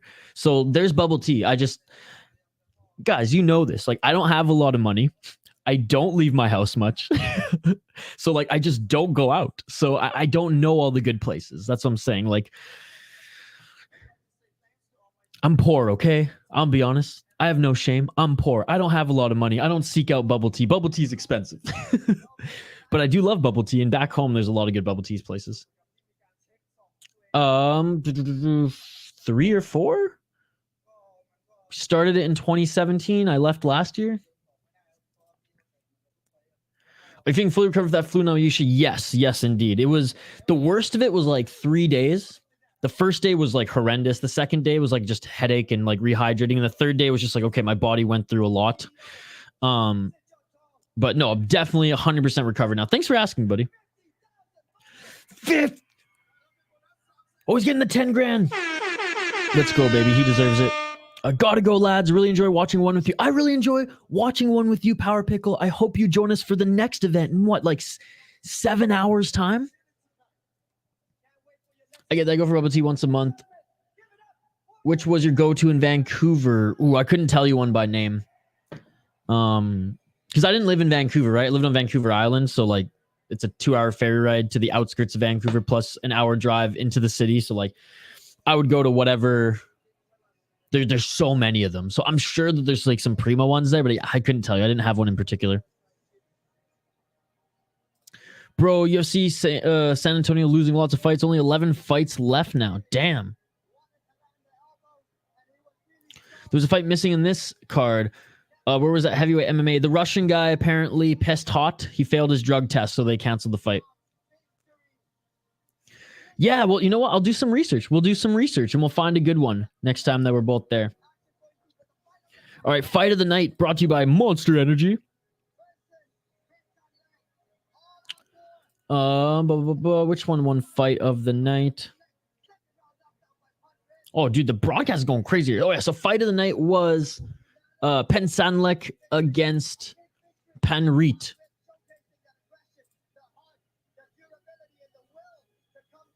My friend went to Victoria Island when she went to Vancouver, which was so cool. Yes, Victoria and Vancouver Island is the most beautiful part of Canada. It's the Hawaii of Canada. It's awesome. But it's damn expensive to live there. Fucking Russian. I was waiting for that fight because it was the body slam KO, dude. Yeah, I know, dude. I know. Let me see if I have the history of it still. One sec. I might have the link here handy. Okay,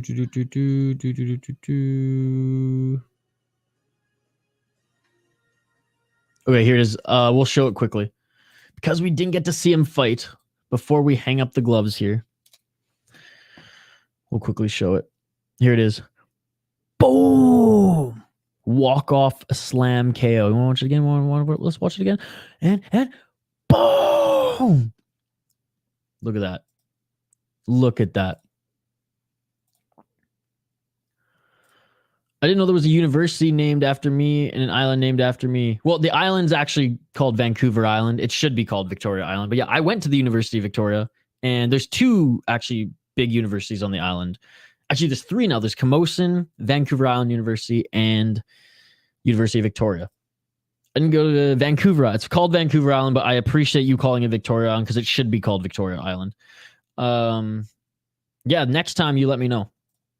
Well, see you on the next one card later. Absolutely. Yo, Living with H. We're about to close this out, Living with H, but it's good to see you. Hope to see you tonight for some more One Championship. Shout out to everyone who's joined us live here on the City Light Project YouTube channel. You all are amazing. I appreciate you all. Don't forget to like and subscribe. We will be back in 7 hours time for One Fight Night 8. I just want to give everyone in the live chat a quick shout out. So shout out to you, Living with H. Thank you for being an exclusive member on the channel. Keep the YouTube grind going, buddy. Loving the shorts game. Shout out to you, JC. Thank you so much for joining. Shout out to you, Hockey from Home. Shout out to you, Diego, Benjamin, Power Pickle, Foul One, of course, Gravedigger Jones. Thank you all so much for joining. I appreciate you. I'm going to keep scrolling up in the live chat here. Zionist, I know you'll be here later tonight. Thank you so much, Zionist, for joining. Appreciate you as well, brother. Andrew B. No beef, Andrew. I love you, buddy. Thank you so much for joining, Andrew B.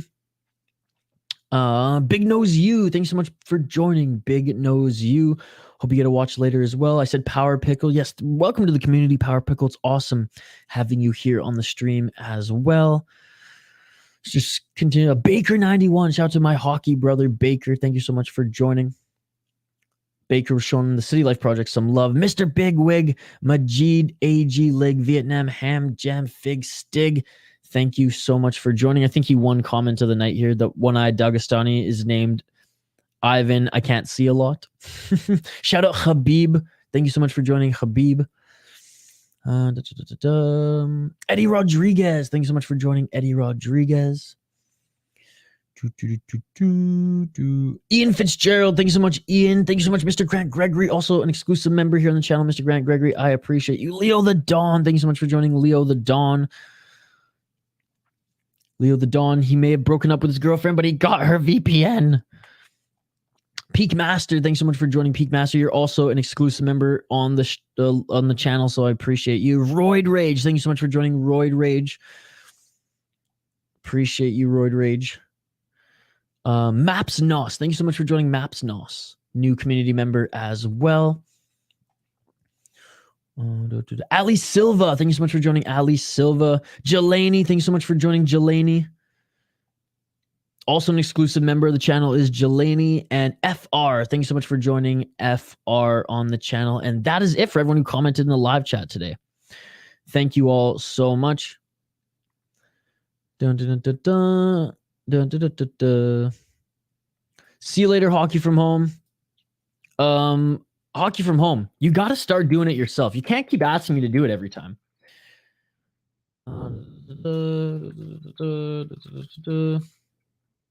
Yes, they have a channel. And every time I am always tasked with it's not my job to post the channel link in the chat every time. You guys can share it with each other. But I will, because I'm a nice guy. It takes me just as long as it takes you. You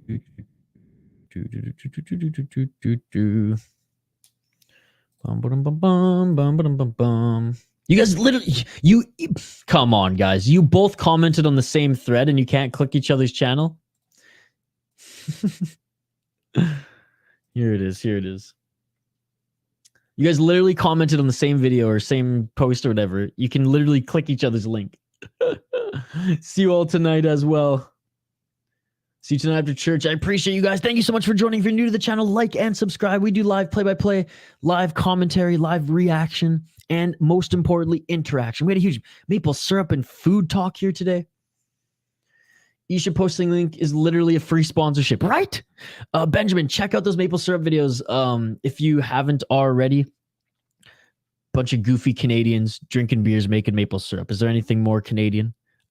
In the snow, no less. I think not. It was pretty cool, the type of maple cheese. And Kyle, the co-creator of the channel, he's the one who did like all the research, and he gives some good explanations. He actually did a batch this year as well, but there's a full video vlog and a 3-part video vlog. Actually, you know what? Fuck it. Free sponsorship for the maple syrup video. Give me 1 sec, Benjamin. I'm just gonna fire them in the live chat here.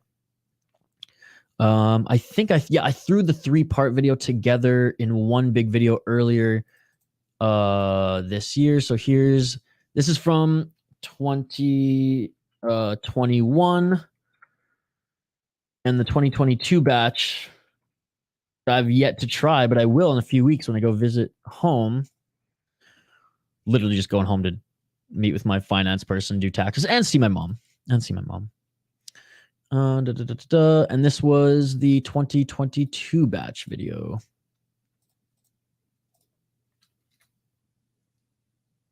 No. It's not my sponsorship. You ain't paying me. Yeah, you could do that. Or you could just renew your membership. I'm just teasing. Thank you guys so much. Again, shout out to you all. Benjamin, I hope you continue to recover. Well, just not recover. Rest up.